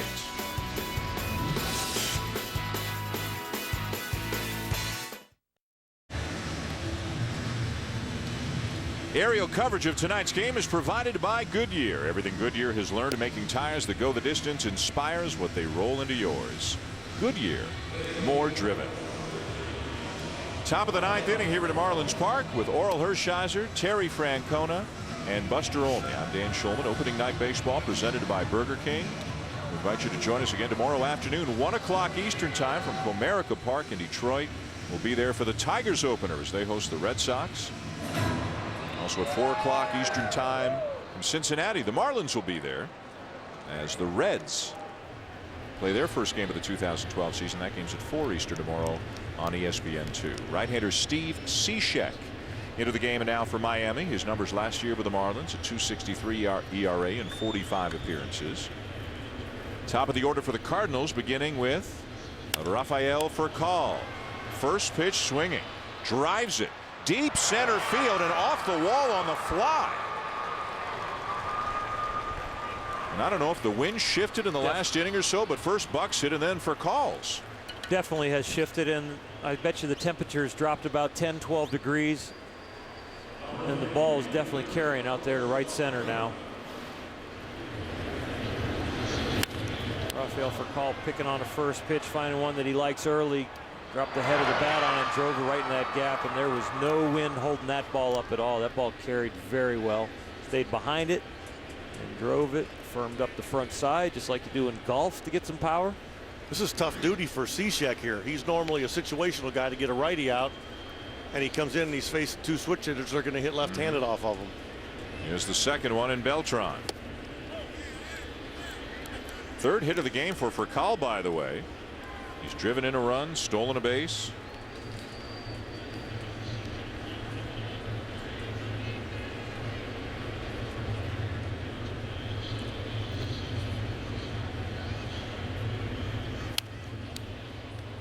You know, we talked to Mike Matheny before the game about Rafael Furcal, because early in spring training, the scouting reports coming back that maybe he had lost a step and the swing had gotten long and bat was slow. And he said, you know, just a veteran player coming along. We talked to him in mid-spring and he started to bear down, started to shorten up the swing, getting into the slashes that we've seen and the running and bunting. And they really feel good about the way he's swinging the bat to start the season.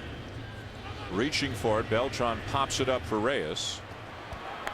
One down. And you can see him here. He's trying to pull that ball to move the runner, and he just got his hands too far inside. He tried to go out and around, trying to get it. He wanted to hook that to second so bad.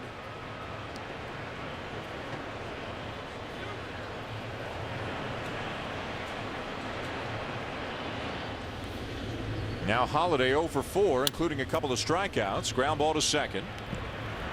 2 down as Furcal takes third.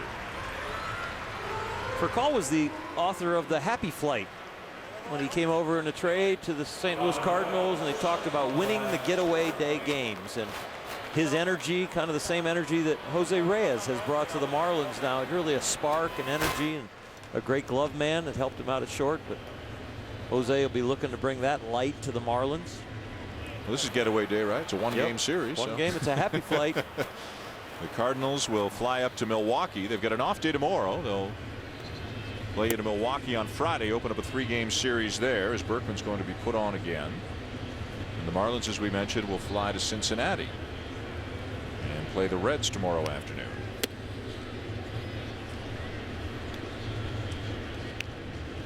There's the closer for the St. Louis Cardinals, Jason Mott. We're allowed to call him that this year. You're allowed to call him that. Well, Tony La Russa actually on the field after the celebration when they won the World Series said, okay, you're my closer. And Mott said, there are no more games. But Tony La Russa didn't want to, I guess, add to the pressure. They had 9 different. How about this, Terry? You ever have a season where 9 different pitchers got a save for you? We had 9 different pitchers in Philadelphia try to get a save. Mott got the big saves late for the Cardinals in September and October. And Mike Matheny on the first day of spring training said, he's my closer. David Freese is the batter, 3 for 4 with a couple of RBIs.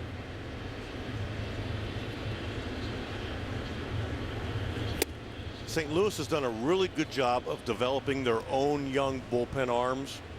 For general managers, there's not a bigger risk than going out and paying big money for relievers. Their years are so up and down. It's just always a gamble.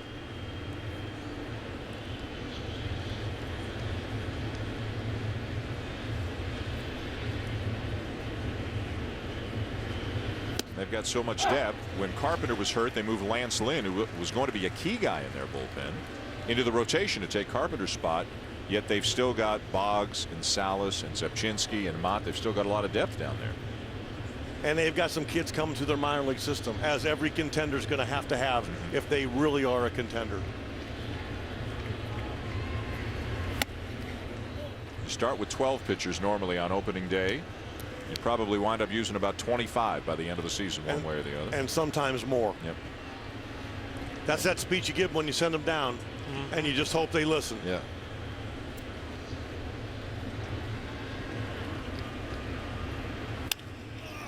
Fly ball to left field. Morrison started back, now coming in and makes the catch. Tougher night than it looks here at Marlins Park, but Morrison makes the play to end the inning. We're going to keep it here as we get ready for the bottom of the 9th inning, our first regular season game of the season, the first ever game at Marlins Park here in Miami. Jason Mott will be on his way in to try to lock it up. It's a safe situation for Mott and the Cardinals as we go to the bottom of the 9th. Adrenaline's pumping for Mott. And here he comes. Well, let's start with the ballpark, guys. I mean, we didn't know how it would play. We got here for batting practice yesterday. Now you've seen a game. What are your thoughts on the new place? Go ahead, big guy. I think it's beautiful. Yeah. So do I. Again, it has the South Beach flair to it that you're not going to see at Fenway or Yankee Stadium. Yep. But this is what they wanted. And I think it's great for baseball. And it's great for this franchise. This franchise obviously needed something. Yes. If they're going to get fans and play games without rain delays and the humidity, beautiful night, roof open, and the ballpark has certainly presented itself well. Kyle Loesch has certainly presented himself well here tonight. Well, Kyle Loesch has been outstanding. I think, he pitched real well. He kept the ball on the corners. He threw all of his pitches in hitters counts, and he put people away when he needed to. Only a few strikeouts, but here a 2-1 fastball and hitter count, runs it down the hands, and then he just lived on the corners most of the night. 3-2 making a pitcher's pitch. 1-2 making a nice breaking ball, and then walking people off the end of the plate. He's going to pitch to contact. He's also going to make them hit it weakly if he hits his spots. And Kyle Loesch is tonight's Chevrolet Player of the Game. A no-hitter into the 7th inning, winds up going 7 1/3. Gives up just a run on 2 hits and is in line for the win here tonight if Jason Mott can take care of the Marlins in the bottom of the 9th inning. Mott, a guy who can get the fastball up there at about 98 miles an hour. A converted catcher 6 years ago. 9 saves last season. Great strikeout to walk ratio and got the big outs in October. I think the outs he got in October and in September at the end of the year were a lot more pressure than dealing with the title of closer. And I think he'll do just fine.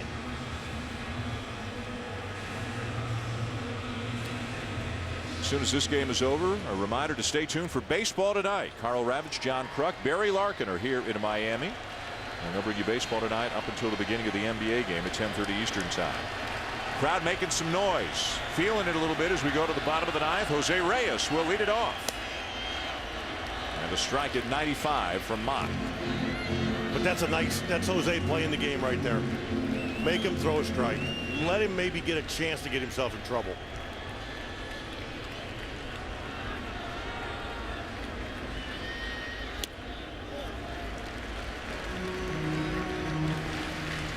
Reyes tonight is 1 for 3, a couple of fly balls, and then he had the first hit of the night for Miami, leading off the bottom of the 7th.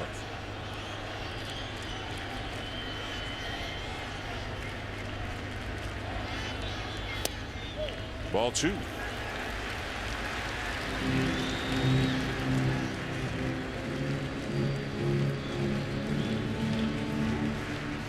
David Freese is in at third, looking for the possible bunt to keep Reyes off the base, but with the firmness of the pitch, he could be slapping it over there. It'll be a little bit more comfortable now with 2 strikes that he can back up. When you're in there on the grass and you've got a guy in the mound throwing 95 plus and you've got a slap hitter like Reyes that can square it up, it's not real comfortable being in there about 6 feet inside the bag. 2-2. Line to left center. A base hit.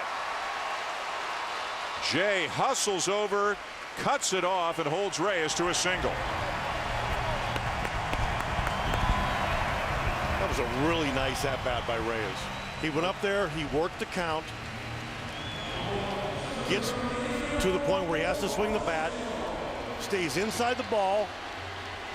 Once he hits it, comes out of the box hard and doesn't gamble because they're down 3 runs. That's a nice piece of baseball right there, all the way around. Everything he could to let Mott put him on base. When he knew Mott wasn't going to do it, he did it himself. Bonifacio is the batter.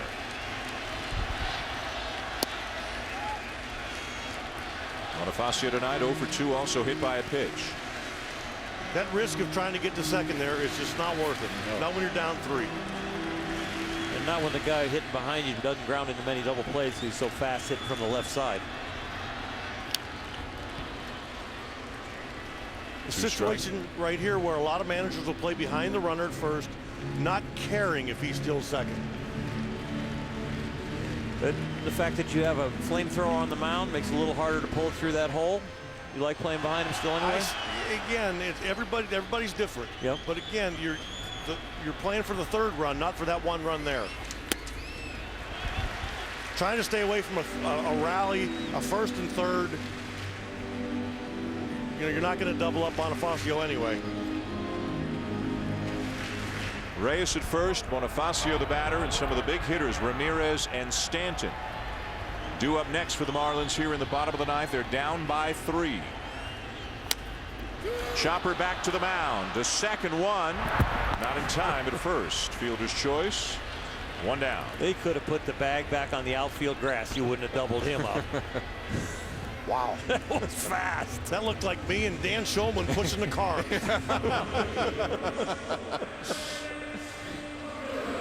Remember, he's got a sore leg, too. Yeah, watch him get out of the box. This isn't Mott. Oh, my gosh. He's in Mott's glove. He's not even at the 45-foot line yet. And he just turns on the burners. It's not even close. And he coasted a little at the end there. He just eased up. He wasn't even at full speed. Pull up at the tape. I don't need the world record. The Cardinals 2 outs away from victory here on opening night. The batter is Hanley Ramirez, 0 for 3.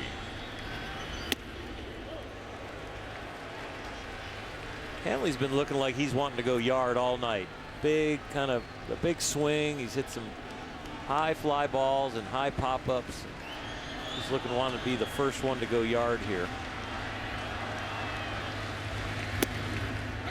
High strike, 1-1. But they need a base runner. More than a home run now. They got to get Stanton up there with a chance to tie this game.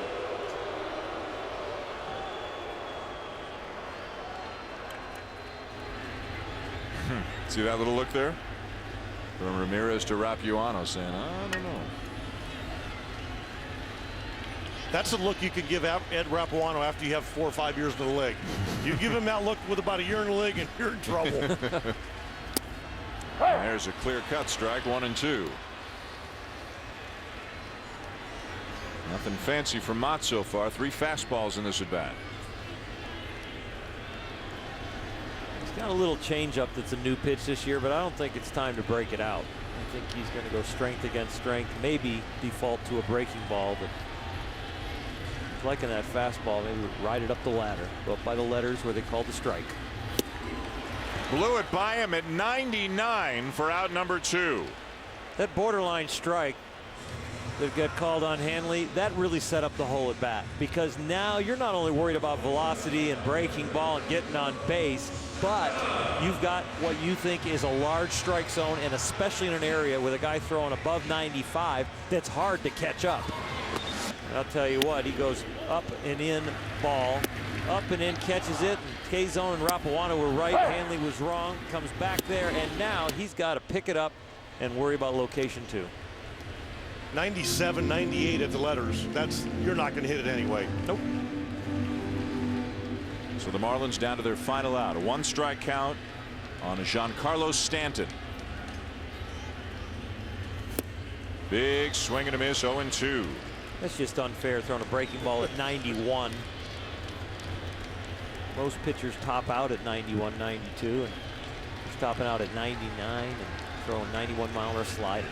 So what you're saying is he has 2 options here. Wouldn't chase that 93 mile an hour slider.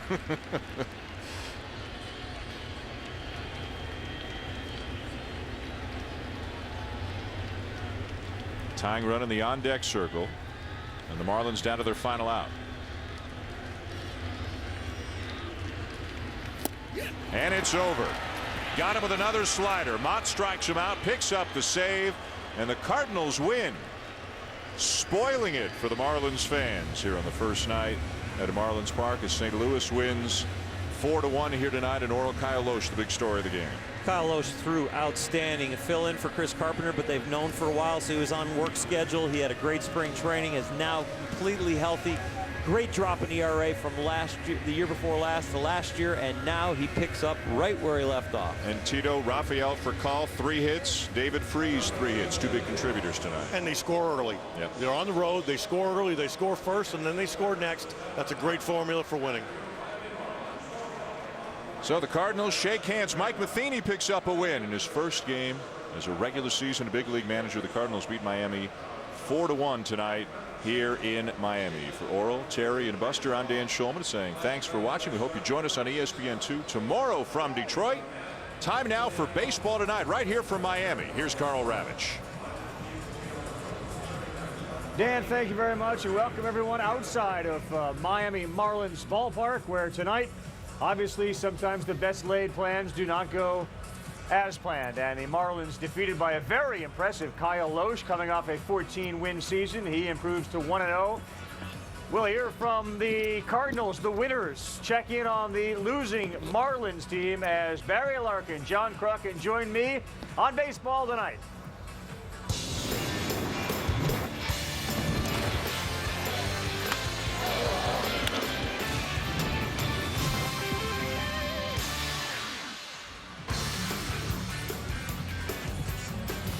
Welcome everyone to Baseball Tonight. It is presented by Ace Hardware, and you needed a lot of hardware to build that beautiful building that the Marlins now call home at over $500 million. But apparently they used all the hardware and they didn't make any bats. They didn't make any of the bats. Not deterring the 7 or so Marlin fans who have hung around after the outcome of this one. This would have been a little bit different had Kyle Loesch not been so dominant. And that really is the storyline of this game, right? Carpenter's not available. Wainwright's not pitching. Kyle Loesch looks like Garcia, Jake Westbrook. Let's throw Kyle Loesch out there and let him throw a gem. Really, and he did. Yeah. It was special. Just the way he hit the corners, the way he changed his speeds. You know, everything you ask of a pitcher to do, he did it tonight in his first start of the season. It was magnificent. Well, he lived everywhere except in the middle of the zone. He was throwing balls all around the perimeter of the zone. A lot of finishing pitches down in the zone. A lot of ground balls. Only 3 strikeouts, 7 1/3 innings. Only 3 strikeouts. But the guy knows how to pitch, and they have a philosophy over there. It seems like Dave Duncan has left his impression still with these guys. Called Derek Lilliquist. He said, "Here's how you pitch, young man." The new pitching coach. And they executed the plan. But why would you change? You wouldn't. And maybe it's sort of a learning curve for Kyle Loesch, who, as Oral said right at the end, his ERA from 2 years ago came down last year, and obviously this year. You guys talked about it. Here's some examples of how he kept the ball out of the sweet spot. Exactly, and that's exactly what you have to do. He doesn't have a blazing fastball, but you can see the movement right there. And notice how the balls end up down in the zone. A lot of ground balls. You see the downward tilt on the ball. Everything around the perimeter of the zone, challenging hitters up out of the zone. He was just on top of his game today. Yeah, and look, it's one game. We all get that. But they laid an egg. I mean, this was the bed was made, and they laid an egg here. Yeah, you know, the anticipation was that they were going to come out. Josh Johnson was going to strike out 2 of the first 3 in the first inning. Right. And then Reyes was going to hit a double, steal third. Bonifacio was going to get a base hit, steal second. Hanley was going to hit a homer.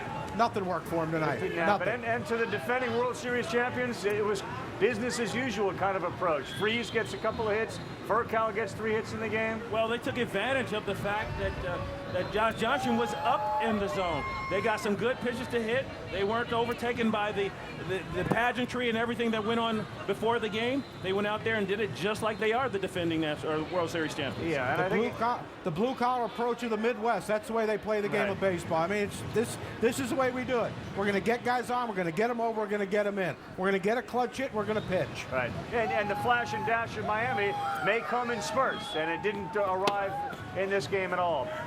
So David Freese last year was the MVP of the LCS and the MVP of the World Series. He comes up in the first inning with a chance to literally keep it going, and he does. He's now with Buster Olney. Thanks, Carl. David Freese, it's like you didn't miss a beat at all. 3 hits, a 2-out hit. How much fun was tonight for you? Tonight was fun. You know, it's always nice to get the season going and to open up here. You know, a beautiful ballpark. The fans were excited about it, and so were we. What'd you see in Kyle Loesch tonight? He hits his spots. You know, if he hits his spots, he's going to be effective. You know, he knows he's not going to overpower anybody, but you know, they made some hard outs, and you know, we used this park a little bit tonight, so that helped. What do you see as the potential of the 2012 Cardinals? You know, I don't know, and you know, I think we can be there at the end, but we're not worried about that. I think from the beginning, you know, especially knowing about last year, you know, you got to worry about today, and you know, I think we're happy that we got Mike Matheny his first win, and so you know, we're excited about that. David, thanks. Carl, back to you.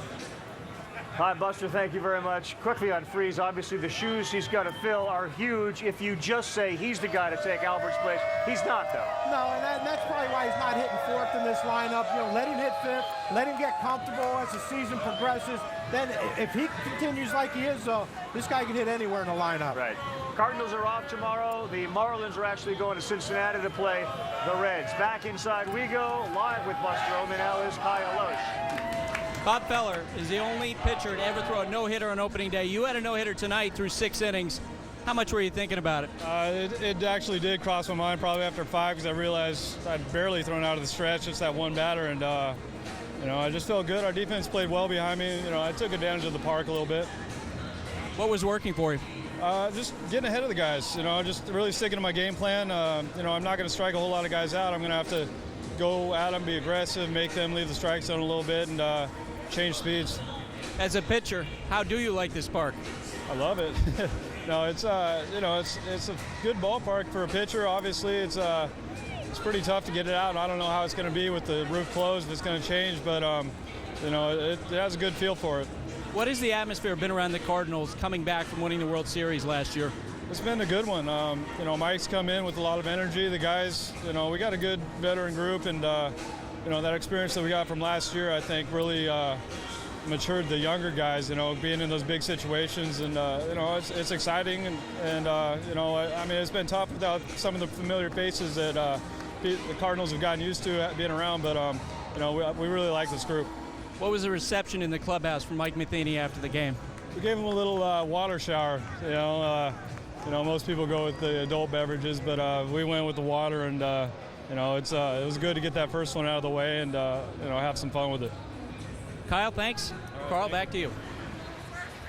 Hi, Buster. Thank you very much. Once again, as Marlins ballpark now begins to empty of the 37,000 that were there. And both these guys that we just heard from reference the ballpark, and we'll show you some evidence of maybe how the ballpark played in just a second when we show you Giancarlo Stanton's big hits. But for Loesch, he referenced it. Pretty good pitcher's park on a night when the windows are open. It's supposed to be the hitter's park. Yeah, it's supposed to be the hitter's park, and you have different theories coming in. When I talked to people yesterday, Giancarlo Stanton said this is a great pitcher's park. Cookie Rojas, one of their announcers, said great hitter's park. I don't know. All right, before our guys head off to Detroit to call the Red Sox-Tigers game tomorrow, let's send you back upstairs to Dan, Oral, and Terry. Carl, thank you. So the Cardinals win here tonight 4-1. Terry, what do you think is going through Mike Matheny's mind in the moments after the game? I think he's probably trying to play it cool, but I bet he's got a heartbeat going. Good for him. You could see how happy his players were for him, how they reacted to him. Yadier Molina gave him the ball. They talked about giving him the water shower. that's nice to see. And Orel, you get a couple of early runs. The starter does great. The bullpen does the job. Kind of textbook baseball by the Cardinals tonight. Yeah, it's the kind of ball they played from September on. They didn't play that way before that part of the year last year, but they looked very good, and it shows that Mike Matheny got these guys prepared because they played fundamentally sound, no errors. They threw strikes. They made all the routine plays, and they got some good hits. Back to you, Josh Johnson. What'd you see from him tonight? I think it was a good day for Josh Johnson. Other than the 2-out, 2-strike hit in the first inning, gives up 2 runs. He gets through the outing. He's healthy. He's out there. He's learning to compete again. This is a guy who only made 9 starts last year, but the stuff's there. I think the fastball is going to play up a little as he goes through this and gets into it. 94, but he's a guy who can touch 97. I think the breaking ball gets sharper, and I think he's going to be just fine. And if you're looking for positives for the Marlins other than Johnson, I guess, Terry, you look at Jose Reyes. They only had, 3 hits tonight, but Jose Reyes, who's the igniter on this team, he had 2 of them. And you know what happened? They're opening a ballpark. I think the game maybe snuck up on him a little bit. Ozzie even talked about it. He said, I can't wait for the off day to take a nap. Yeah. They need to get into the grind of the season, get all this stuff out of the way, and play baseball. Well, you can have a quick nap before we do another baseball game tomorrow. Do you sleep on planes? I sleep anywhere. Been accused of that in the dugout. As you said, Carl, we're off to Detroit. We'll have the Red Sox and the Tigers at 1 o'clock Eastern time tomorrow on ESPN2. Back to you. All right, boys, safe travels on your way to Detroit for the game tomorrow afternoon. And you get the sense the party started early in the day, and the party continues here. Good opportunity. Loesch talked about how he pitched to the ballpark, and I think very few of us really knew what the ballpark was going to be like. When you watched Stanton's at-bats, what did you learn about the ballpark? I learned that the ballpark, at least tonight, it played awfully big. And they say when the roof is not on, that the ball travels well. Well, you can see this right here, and you can see his reaction after he hits the ball. He thinks that he hit that ball very well. Matter of fact, he did hit that ball well, and you can see the result right there. Warning track power, and this guy does not have warning track power. Look at the dismount right there. Normally that ball is 10 to 15 rows back. Well, that's an out. Not happy about that. I've never heard it called a dismount. That's impressive. Thank you. But it's true. And this is something that could get in these guys' heads. You know, a guy like Giancarlo Stanton, a young hitter who hits for power. Look, this ballpark's not going to hold him all year. But you remember when Citi Field opened, opening day, and David Wright hit a ball he thought was a bomb, gave it the dismount or whatever he called it, and it didn't go out. And he struggled that whole season. Let's hope that Stanton doesn't fall into that same trap that David Wright did. You hope it doesn't get into their head. What apparently is in the head of the Marlins fans? The Heat. You heard a Let's Go Heat chant. And, of course, they're in a battle with the Thunder right now over on ESPN2. So they're torn here. One game. One game. Let's go Heat. One game. Let's go Heat. You worry about that at all? Full house tonight? I absolutely worry about it. I worry about what's going to happen the next time these guys are in town. What kind of fan support are they going to get? It's important, I think, for these fans that that team go out there and play well. Now, certainly it was one game, but it's going to be really interesting to see what kind of turnout you have, what kind of attendance figures you get the next couple home stands. Yeah, the air came out of the balloon in the first inning, and it kept coming out of that balloon. Although you'd never know it by what you're witnessing outside of this ballpark. They got the smoke machine going there. Bands are playing. Brazilian dancers are going as well as we continue our coverage post-game here on Baseball Tonight. This was the only game in town. And, of course, coming up next year on ESPN, you're going to see Kobe Bryant and the Lakers take on Chris Paul and the Los Angeles Clippers. It's a battle of Los Angeles. That is what's next. Basketball on ESPN2 now. ESPN in about 20 minutes.